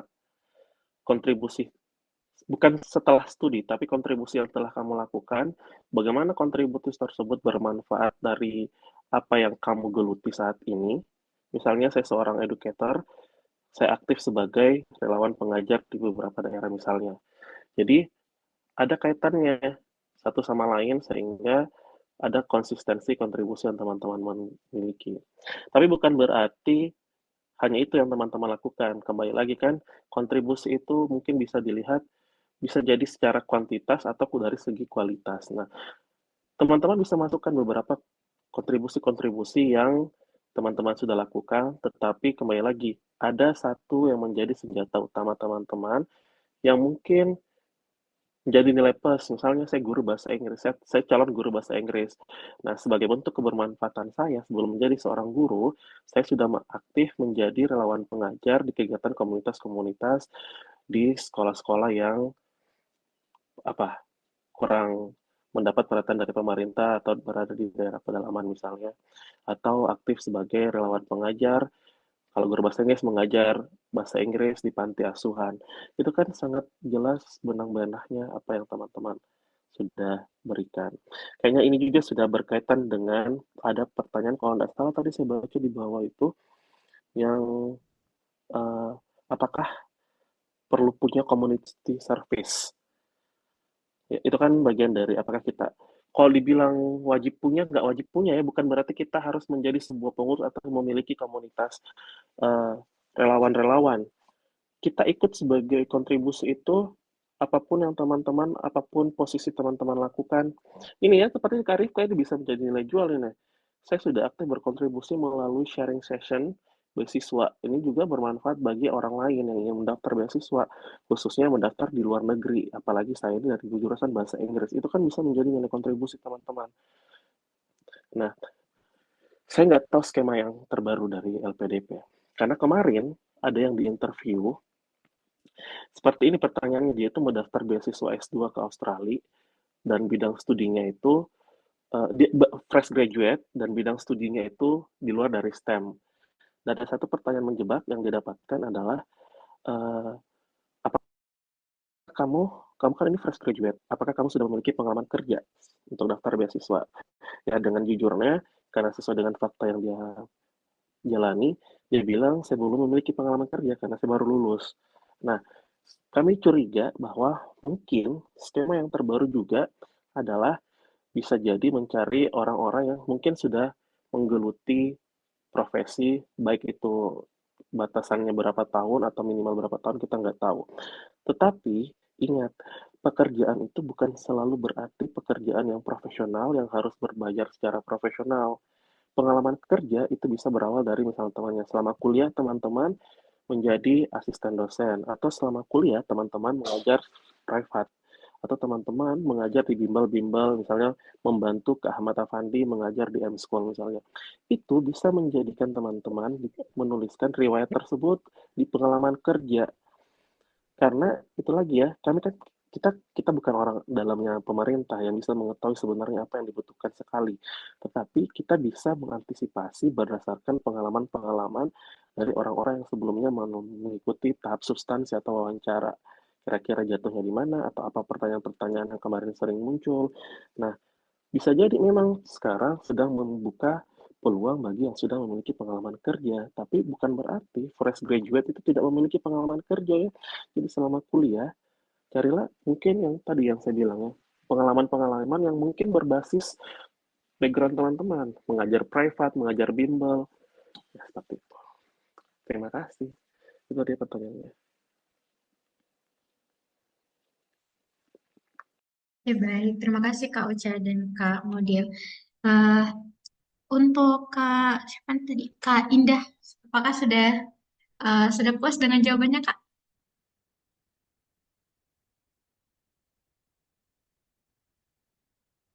Ya, mungkin kita lanjut lagi ke pertanyaan kedua dari Kak Arya. Eh, Kalau misalnya kita sudah mengambil S2 di dalam negeri, tapi ingin mengambil program yang sama, apakah peluangnya sama atau ada syarat khususnya? Dan apakah dokumen yang dilampirkan seperti ijazah itu dari S1 atau bisa keduanya? Itu, Kak. Kalau case-nya itu menjawab ya, kalau case-nya dia S2 di dalam negeri, terus mau mendaftar beasiswa yang dari dalam negeri, itu saya rasa agak sulit ya.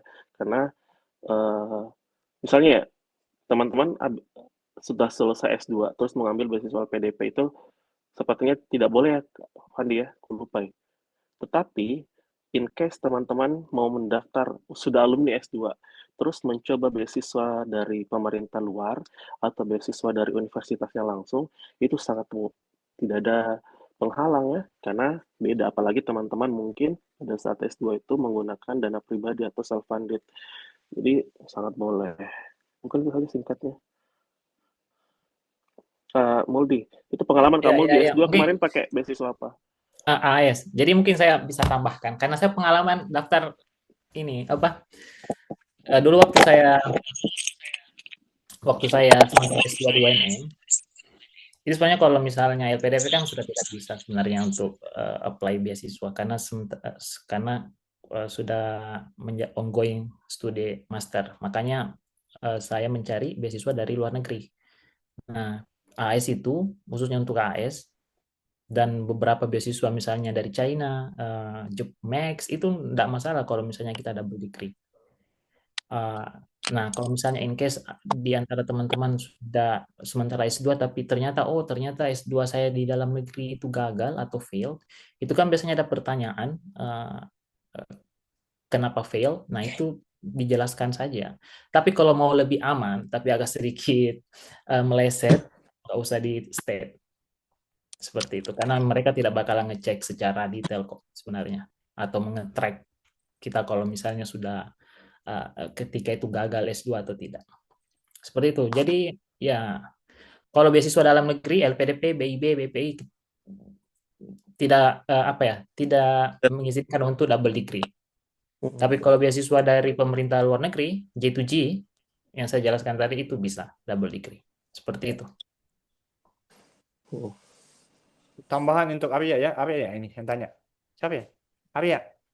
Oke, Arya mungkin ya, Arya coba cari dulu beasiswanya beasiswa apa karena beda-beda, sangat beda tiap beasiswa kan Muldi? Sangat beda tiap beasiswa. Iya. Ada beasiswa yang mengizinkan kita double degree, ada yang tidak, ada yang mengizinkan Iya. harus punya pengalaman kerja profesional, ada yang tidak. Jadi sangat-sangat tergantung dengan beasiswanya. Jadi kalau masuk beasiswa chevening beda lagi, masuk beasiswa AS beda lagi, masuk Iya. BUB beda lagi, LPDP beda lagi. Jadi diaktifkan seperti yang dibilang pemateri sebelumnya, diaktifkan itu sense of curiosity kalau mau cari beasiswa. Jadi kita jangan menunggu, oke? Cari tahu sebanyak-banyaknya, digging out information as many as possible, baru compare it. Makanya juga biasanya kami malas sekali meladeni beberapa orang yang mau cari scholarship ini, tapi yang ditanyakan itu, Kak, berapa syarat IELTS-nya scholarship ini? Oke, itu kan kentara sekali bahwa belum baca, padahal itu semua ada di panduan beasiswanya. Jadi kalau misalnya tanya-tanya seperti itu kan sense of literacy-nya apa ya masih perlu ditingkatkan lagi sebelum lanjut ke beasiswa S2 atau kuliah ke luar negeri, karena nanti juga bakal repot kalau iya. IELTS.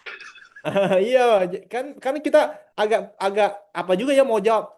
Ini link pendaftaran beasiswanya silahkan dicek kan gitu. Jadi cari tentukan beasiswanya apa kayak gitu, persiapkan semuanya. Tapi betul yang dibilang Muldi dengan Kak Muldi dan Kauca bahwa semua beasiswa itu ada semua sifatnya dan kebanyakan akan sama, ditanyakan kontribusi, ditanyakan bagaimana achievement, ditanyakan bagaimana kontribusi achievement dengan bagaimana personality, biasanya itu semua. Oke? Terima kasih. Kayaknya Arya alumni ini kah? Alumni skill bukan? Arya? Oh, berarti sudah di Queensland ini Arya teman main bola aku di sini. Oh. Oh ya. Arya, langsung aja lanjut S2 di sana Arya. Oke, cari langsung beasiswa. Oh, bukan katanya. Oh, bukan. Oh, saya Oke, kira Arya. Sorry. Kami Saya kira- juga ada Arya di alumni Skillful itu S1-nya langsung ke S1-nya dia jadi anak SMA dari Morwali dari Luwu ya. Dia langsung belajar di Skillful dan kejar langsung S1-nya ke Australia, dan kebetulan satu daerah sama Muldi. Arya aja namanya. Paling malas saya lihat alumni kalau alumni UNM jika. Harus bangga jadi alumni UNM. Iya. Iya, kayak kami ini bertiga alumni UNM nih.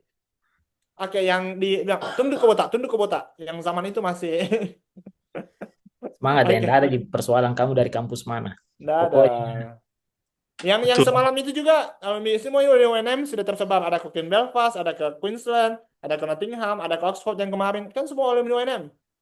iya, Who judge you? Jadi don't care about all the negativity information. Jangan terlalu terlena dengan informasi negatif-negatif tentang UNM. It's not about that university image. It's about you. Oke, kalau kau bisa buktikan bahwa kau better, jangan Ini terlalu ini. betul ya, Van. Saya langsung tambahkan juga ya. Ini konteksnya semua daftar ke luar negeri kan ya. Nah, perlu diingatkan bahwa orang-orang di luar negeri atau kampusnya itu, dia tidak menanyakan kamu kampus dari mana. Itu, sudah. iya, betul. Yang lihat itu kalau misalnya teman-teman mau apply beasiswa negeri itu academic achievement. Makanya Pengalaman. saya bilang tadi itu IP kamu perbaiki betul-betul. Betul, Kalau betul. misalnya ada B-mu, kalau perlu diulang-ulang saja. Kayak Uca dulu itu B dia ulang. Uca dan saya diulang. Kami itu dulu sangat sulit mendapatkan nilai B+. Oke. Beberapa B, B yang sekarang, ada beberapa yang banyak B aneh-aneh kayak gitu kan. Ya nggak apa-apa sih. Kalau sekarang mahasiswa dapat A- langsung protes. Hey, hey. ya, Oke. Belum dapat mem Ambra yang nilainya A B C D E F. Oh, atau yang memurni, Al maksudnya Murni yang nilainya A B C D E F. Kayak yang gitu. teman Ah, kalian insan. iya, betul. Jadi ya begitulah. ya. Oke, semoga bisa terjawab ya.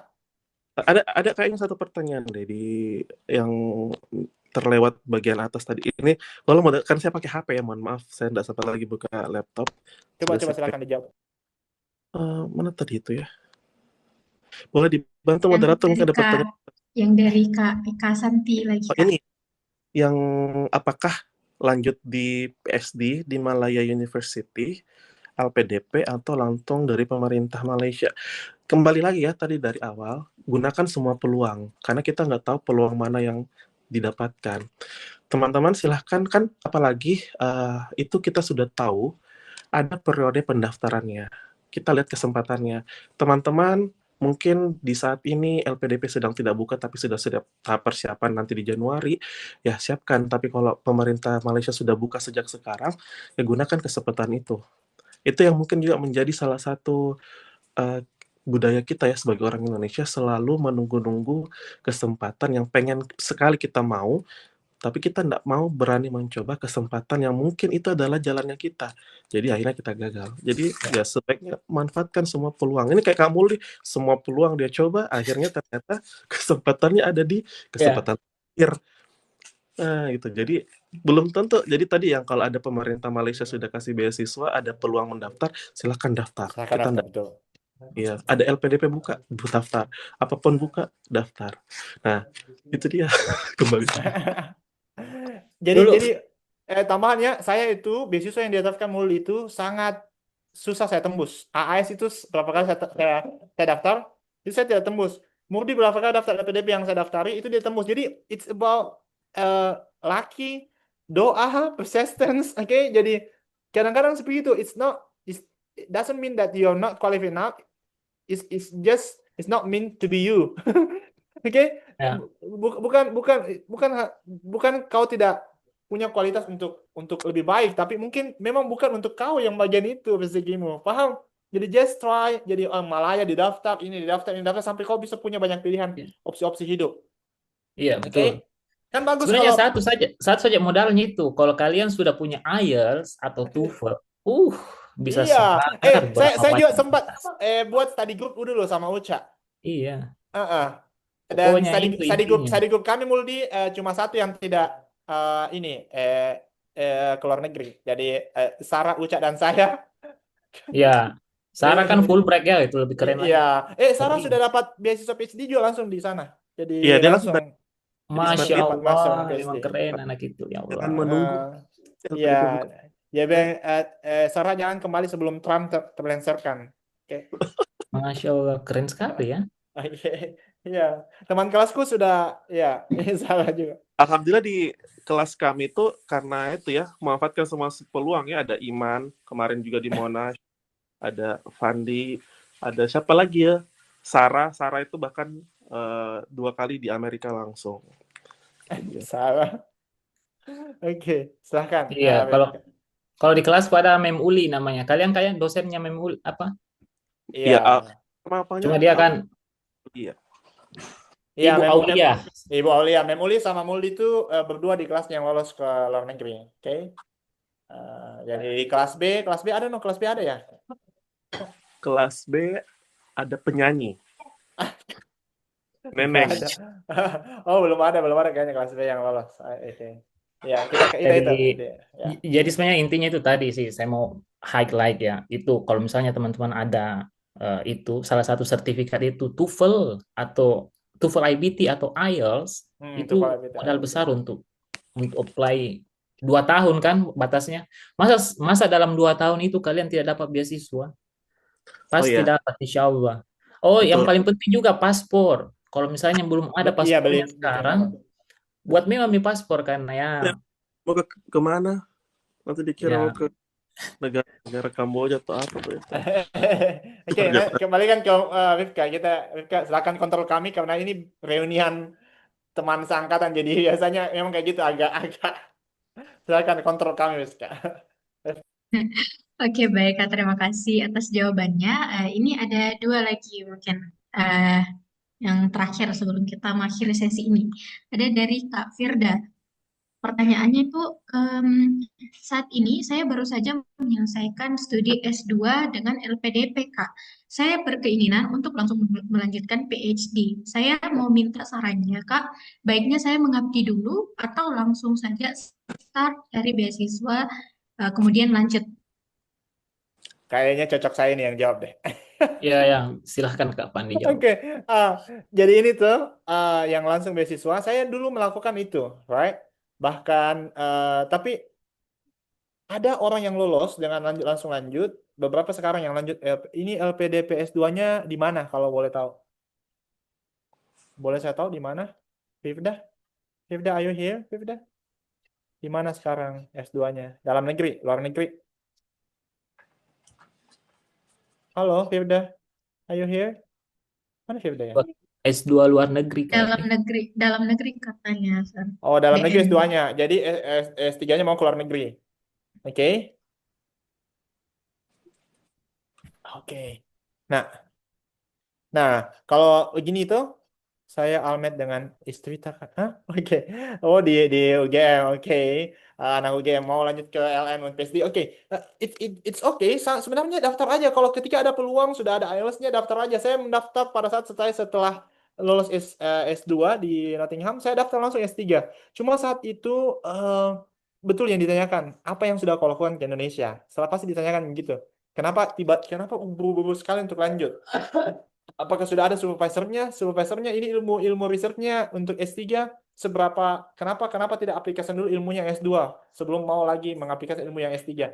Ini riset relevansinya untuk diaplikasikan ke Indonesia. Kenapa harus segera mungkin? Kayak gitu. Jadi akan banyak pertanyaan-pertanyaan yang muncul kalau kalian lanjut untuk langsung S3 daftar S3 untuk LPDP. Tapi kalau bisa dipersiapkan dengan baik bisa juga. Karena beberapa dari kami itu S3 itu sebenarnya untuk orang yang mau dosen yang profesional. Karena tidak semua orang mau langsung lanjut S3, S2 aja cukup, ya kan? Kakak Uca sama Kakak Muldi. Jadi beberapa yang lanjut S3 itu ada pasti jedanya kan? Ada pasti jedanya. Jarang sekali yang ada lanjut S3 itu kecuali yang biaya orang tua sendiri ya, langsung lanjut S2, S3. Kalaupun itu biasanya yang sains ya, yang MIPA, yang langsung percepatan apa namanya? Beasiswa apa namanya Uca? Muldi yang langsung PMDSU. ya, PMDSU yang langsung S2, S3 itu biasanya karena Indonesia membutuhkan memang doktoral yang banyak segera untuk memenuhi rasio doktoral yang beberapa di universitas yang belum ada dan banyak program studi yang kekurangan doktoral, tenaga kerja doktoral. Jadi makanya dikasih percepat apalagi dalam negeri itu sangat mudah yang PMDSU. Tapi kalau misalnya yang itu kalian berpikir lagi deh kalau itu banyak plus minusnya. Silahkan ke Uca mungkin ke Muldi mau ditambah.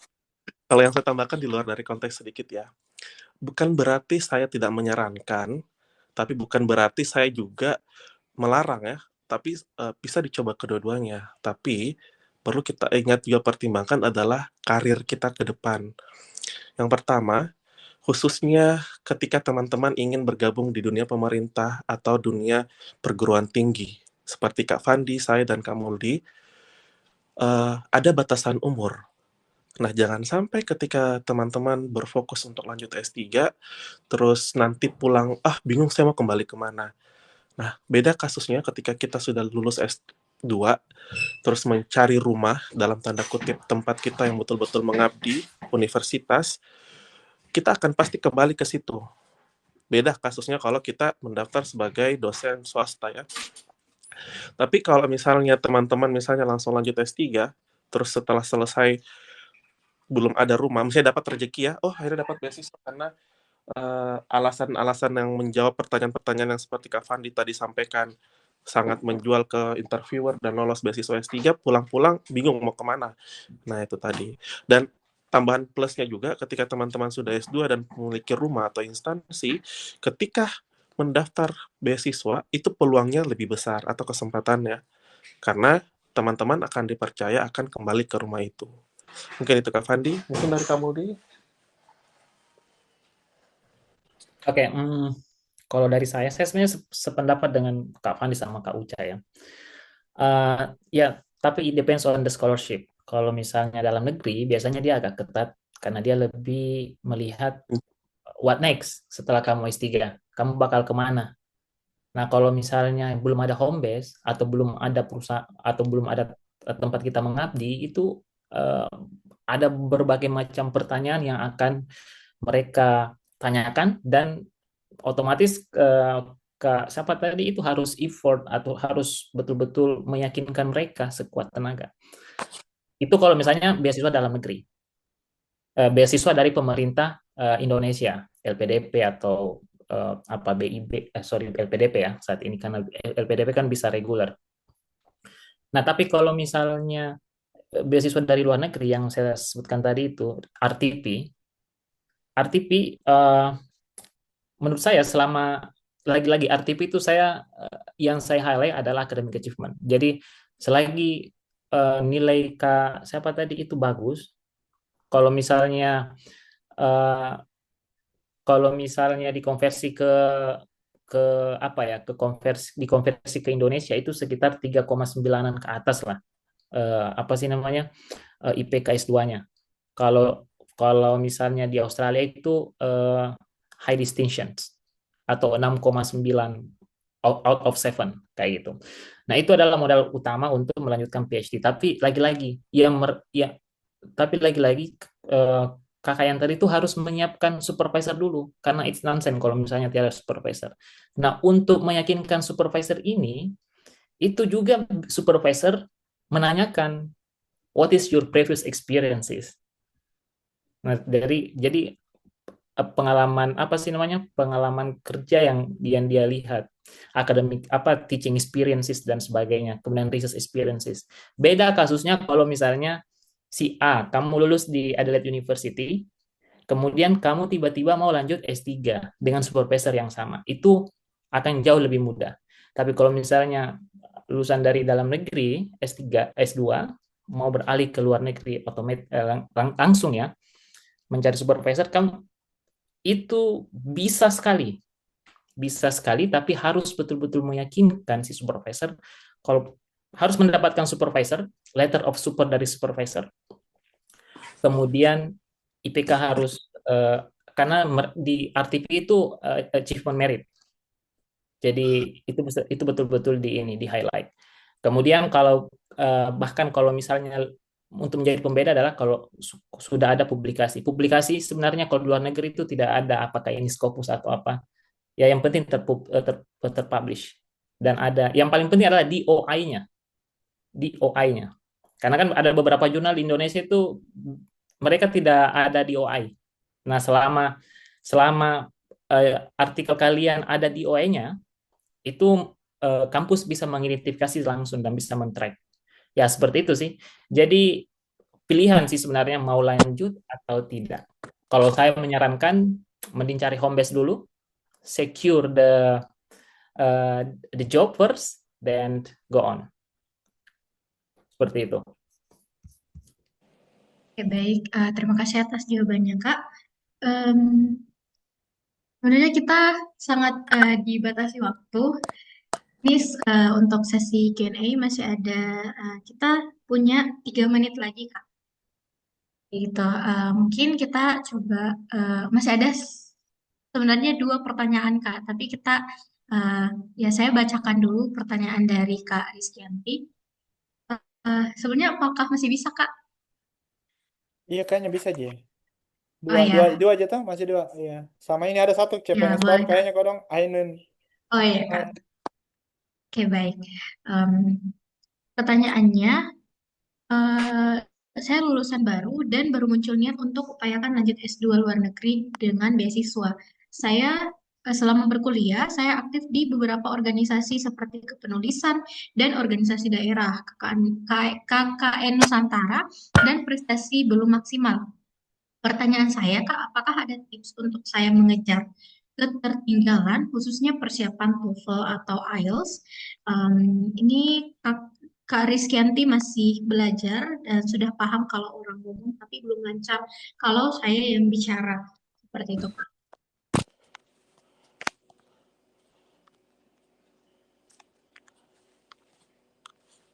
Oke, mungkin saya berusaha menjawab ya. Jadi Ya.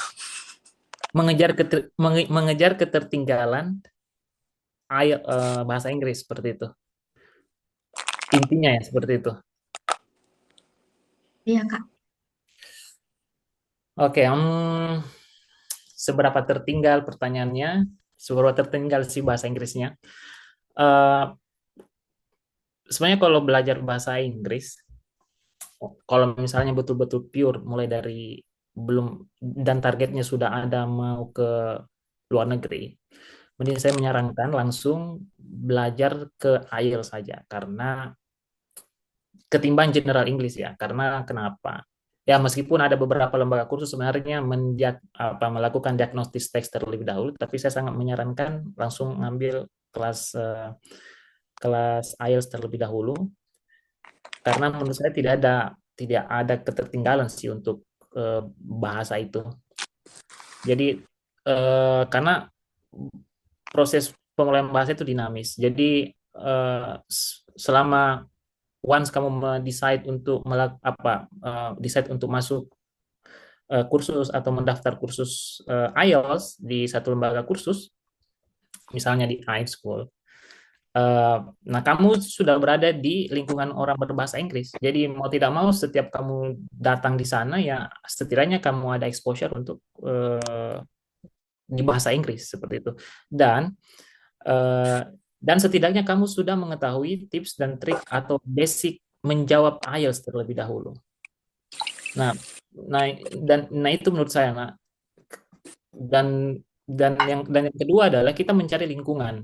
Nah, lingkungan supaya kita terekspos dengan bahasa Inggris. Nah, salah satu yaitu ya kita mendekatkan diri ke lembaga-lembaga kursus itu atau mendaftarkan diri ke lembaga kursus, karena mau tidak mau cara untuk mengejar ketertinggalan kalau merasa tertinggal ya seperti itu, tidak tinggal diam, ya do your act lah gitu. Seperti itu sih kalau saya. Ya, Kau Uca mungkin saya Kau copy Uca lebih jawaban praktis. kamu. Langsung saya copy jawaban kamu, Li. Jadi tidak ada batas ukur kata tertinggal ya. Cuma kita yang nggak mau. Caranya gabung di M-School dari sekarang. Terima kasih. Kenapa kayak hard selling banget? No. Oke. It depends on banyak sekali kursusan di luar sana ya. Saya tambahkan ya, Ibu Moderator. Tapi Ibu Moderator ini tahu bagaimana I'm skillful, bagaimana belajar di I'm skillful, right? Teman kelasnya, senior-seniornya yang sudah selesai, sudah dapat scholarship. Banyak yang kemarin yang bawa materi juga, alumni minggu depan juga alumni I'm skillful lagi yang bawa materi tentang AS sama LPDP. Oke, jadi silahkan dipantau. Banyak mungkin tidak cocok sama apanya di Unskillful atau jauh, boleh kalian preferensinya masing-masing. Tapi Unskillful itu selama ini khususnya yang paling murah secara investasinya dan paling banyak pertemuannya di Makassar. Oke, secara tempat usaha IELTS yang paling banyak pertemuannya dan paling murah secara investasi dan dengan benefit yang paling banyak didapatkan adalah Unskillful. Banyak jurusan yang lain, tapi boleh mungkin kalian bandingkan dan cari karena kalian pembelajar dewasa, jadi cari yang mana yang cocok sama kalian. Itu juga akan buka nanti kelas online. Insya Allah menyesuaikan dengan apa-apa permintaan-permintaan research. Kita research dulu beberapa tahun sebelumnya bagaimana sih. Ternyata banyak sekali yang mau kelas online tapi 1 bulan. So ya saya ini bertugas untuk membuat kurikulum 1 bulan ini bagaimana efektif mulai untuk IELTS dan sangat susah untuk semuanya bagaimana ya. Jadi kayaknya akan ada flip class di mana dia tugas-tugasnya banyak di luar, kemudian masuk kelas lagi. Kayaknya untuk mengoptimalkan kelas 1 bulan IELTS ini, semoga semua bisa efektif. Kalau yang ini apa? Ainun, saya bisa jawab langsung Ainun ya? Boleh, Sam. Tambahkan untuk Ainun. Ini Ainun fresh graduate masuk CPNS UNM. Sekarang sementara beradaptasi dengan peran tugas baru. Oke, itu pernah aku alami. Tapi sudah berpikir untuk prepare beasiswa S3 dari sekarang. Sangat bagus. Oke, arahannya harus prepare dari mana. Jadi untuk Ainun ini di mana? Di mana anunya? Di mana home base-nya? Mengajar di mana? Itu satu satu tempat kerja loh. Ainun, Ainun siapa ini? Dosen atau apa sih? iya dosen. Kan dia bilang Oh, CPNS tuh. CPNS. oh masih CPNS ya. Oh, Ah, nikmati masa-masa CPNS. halo? Ya, Di Fik, Di Fik, di mana? di Oh, di Tidung. Fik. Oke, Fik. Fik. Oh, bukan. Olahraga. Oh, sorry. Oke, begini Ainun. Olahraga Kalau ya. kalau lolos sekarang boleh persiapan yang lama itu sebenarnya IELTS. Jadi IELTS-nya pun bisa diulang-ulang beberapa. Kalau di Unskillful itu kami memang memberi kesempatan kalau yang ikut program 4 bulan bisa sit in lagi berulang-ulang kali sampai 1 tahun ke depan. Oke, kalau yang ikut 4 bulan bisa ikut lagi kembali kelas IELTS. Yang kedua, Ainun ini kan banyak sebenarnya peluang-peluang kalau sudah dosen orang. Bisa dibuka beasiswa dosen Kemendikbudristek. Itu saya lolos beberapa kali. Kalian kalau bukan dari jurusan bahasa Inggris bisa ikut dulu PKBI-nya. Oke? PKBI itu kayak pengayaan bahasa selama 3 bulan. Kalian belajar IELTS atau TOEFL. Oke? Yang kedua, kalau sudah lolos PKBI-nya nanti ikut talent scouting. Talent scouting itu pengetahuan tentang bagaimana persiapan beasiswa ke luar negeri. Oke? Setelah itu ikut yang saya ini yang baru lolos. Ada namanya pre-doctoral program. Itu bridging langsung kita dikasih ketemu sama supervisor langsung, bahkan bisa bisa jadi ada beasiswa dari Dikti atau beasiswa dari langsung kampusnya. Oke, kayak gitu. Jadi ada jenjangnya ini beasiswa dosen. Nanti saya akan share mengenai pre-doctoral program ketika saya sudah berangkat di sana. Mungkin saya akan lakukan sharing session terkait pre-doctoral saya yang ke Jerman. Insya Allah saya berangkat nanti tanggal diundur ke Februari karena ada dulu praktis teachingnya preparationnya di bulan ini sampai bulan depan. Jadi saya berangkatnya ke Februari tanggal 1 untuk ke Jerman untuk persiapan S3. Setelah itu kalau dari sana ketemu sama matchmaking sama supervisornya karena saya sudah dipilih sama profesor di sana. Jadi kalau dapat beasiswa, dapat LOA-nya juga di sana, saya langsung dapat beasiswa S3 katanya dari Kemendikbudristek. Kayak gitu sih. Banyak program yang bisa dilakukan. Tapi kalau saranku untuk CPNS baru memang banyak tugas baru tapi sisihkan untuk dirita untuk belajar IELTS atau apalagi kalau mau persiapan luar negeri karena itu yang lama. Kalau ditunggu dosen tidak sibuk, tidak akan pernah tidak sibuk. Believe in me. Saya awal-awal oke, saya relax dulu lah, enjoy dulu. Ternyata kesenjangan itu selalu ada. Kalau kita tidak menginvestasikan waktu kita untuk hal-hal yang baik, pasti kita akan menerima tugas-tugas tambahan yang sebenarnya itu bukan bukan keharusan untuk kita yang selesaikan. Oke, itu sih saya saranku untuk Ibu Ainun. Oke, ini kayak luar daerah. Iya, insya Allah Kak Eka nanti ikut ke grup kami. Nanti silahkan admin share grup WhatsApp-nya di sini untuk I'm Skillful Talk. Masuk di situ nanti kita akan share terkait kelas online-nya. Kita share juga terkait trial kelasnya untuk online. Insya Allah kita akan mulai setelah bulan ini. Setelah selesai bulan ini sesi terakhir untuk I'm Skillful Talk. Untuk sesi scholarship tahun ini selesai di akhir bulan. Bulan depan kita akan buka untuk working holiday visa. Jadi kalau ada yang mau kerja di Australia sambil Holiday. menghasilkan uang holiday, itu nanti kita undang semua alumni-alumni Unskillful yang sudah di sana, entah kayak mau di Sydney, mau di bagian North, mau di bagian South, di Adelaide, nanti kita undang semua bagaimana beda-bedanya dia kerja di sana, apa-apa pekerjaan yang bisa, dan bagaimana persiapan IELTS-nya kemarin di Unskillful, itu kalian bisa tanya-tanya ke mereka. Kita undang bulan depan kita sesinya full untuk terkait working holiday visa. Oke? Itu sih dari kami, dari saya, dan untuk tambahan. Untuk terkait, sudah terjawab ya. Kalau yang sebelumnya Rizkyanti apa tanya pertanyaannya? Saya aktif beberapa message. Oke. Sudah tadi syarat. Oh, ketertinggalan itu sebenarnya. Oh, satu ya yang penting, kenali di Rita untuk belajar IELTS. Misalnya IELTS itu banyak orang yang sebenarnya sangat banyak orang yang tidak bisa belajar IELTS sendiri. Kenapa? Karena harus ada feedback. Harus ada feedback dari mentor terkait speaking dan writing. Pun kalau misalnya kalian hanya berapa sedikit persen orang yang bisa bagus belajar mandiri IELTS-nya. Kenapa? Karena hanya sangat sedikit orang yang memiliki self regulation yang baik. Yang mana itu self regulation? Kemampuan kita untuk mengatur kapan kita main Mobile Legends, kapan kita belajar, kapan kita review, kapan kita ini, dan itu untuk belajar IELTS dalam waktu yang singkat itu sangat tidak mungkin untuk belajar sendiri. Kayak gitu. Kalaupun mau belajar sendiri. Tapi kalau mau ikut kursus itu ingat ya, uang yang kalau keluarkan memang IELTS tesnya saja itu 3.100.000, 3.500.000 sekarang, 3.450. Berapa Rika kemarin baru-baru? 3 juta. 3.450.000. Sekarang itu kurs dolar naik 3.450.000 satu kali tes. Oke, kalau gagal ya sudah. Oke, ini Rika satu kali tes ya langsung dapat targetnya. Oke. Rika satu kali tes langsung dapat Ya, targetnya Sir. toh?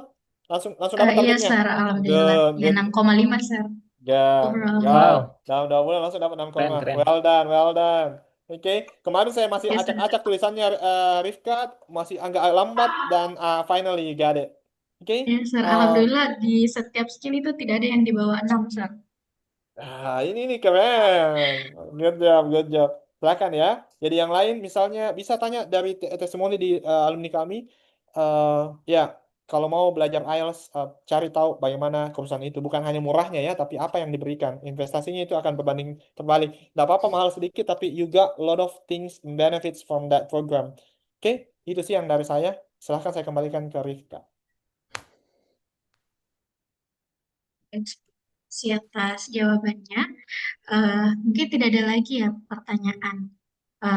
Terus tadi yang Kak Eka minta info tentang kelas online-nya, Sir. Mungkin boleh di-share Iya, setelah ini. tunggu admin boleh share grup I'm Skillful Talk-nya ke ini ke admin boleh share. Halo, boleh di-share ya. Nanti bisa masuk situ dulu, nanti kita sebarkan di sana. Mungkin kita langsung lanjut saja, Sir, sambil menunggu Ya, admin. oke. Eh, kita masuk ke sesi penyerahan sertifikat secara Iya. simbolis oleh Sir Ahmad Afandi. Dipersilakan, Sir. Halo. Ya, Thank ini you. untuk Muldi. Oh, segala info, saya awal-awal itu bangun MC Kumpul dengan ini, Sir Muldi, oke? Kita diskusi dengan saya approach Pak Muldi di McD saat itu, karena kita selalu nongkrong McD sebelum dia di boykot saat itu. Saya tanya bahwa saya punya ide untuk bangun ini. Oke, saya sepakat bahwa saya mau ini bantu dan sebagainya. Alhamdulillah, MC Kumpul berdiri sampai sekarang sebelum Muldi hengkang ke Papua dan kita tidak bisa bersama lagi di Makassar. Dan dia Muldi itu selalu duluan dari saya. Setelah ini ya, dia duluan dapat jadi dosen di Papua, seperti itu duluan lagi lanjut S3. Oke, doakan semoga saya menyusul. Oke, untuk Amin. S3-nya. Oke, sekarang kita saja dan insya Allah Unskillful akan nanti autopilot di kalian lah yang akan atur semua. Mungkin Rifka nanti bantu juga ke bagian dari tim nantinya insya Allah. Oke, terima kasih. Ini untuk Pak Muldi, Kak Muldi. Yang selanjutnya. Kak Uca ini. Tadi sudah saya. Oke, Ini ini Kak Uca. Oke. Thank you. Ya, Thank ini you Kak ya. Uca. Thank you, Muldi bro. sama Uca, kami di setiap pemateri kami berikan voucher untuk belajar. Jadi vouchernya bisa dilimpahkan ke Muldi bisa limpahkan kenalannya. Poce belajar satu bulan di IELTS di Skillful, jadi senilai 1,5 untuk kelas offline-nya kami. Jadi bisa diserahkan ke siapa, nanti hubungi admin akan hubungi approach ke Muldi dan Kak Uca. Uca, kalau ada adiknya yang mau di kelas di kami, oke, 1 bulan gratis untuk kelas Skillful IELTS. Oke, nanti dijelaskan mekanismenya. See? Thank you Muldi. Thank you so much. Ya. Ya, oke, Terima thank kasih, you ya. Kak. Terima kasih untuk masuk ke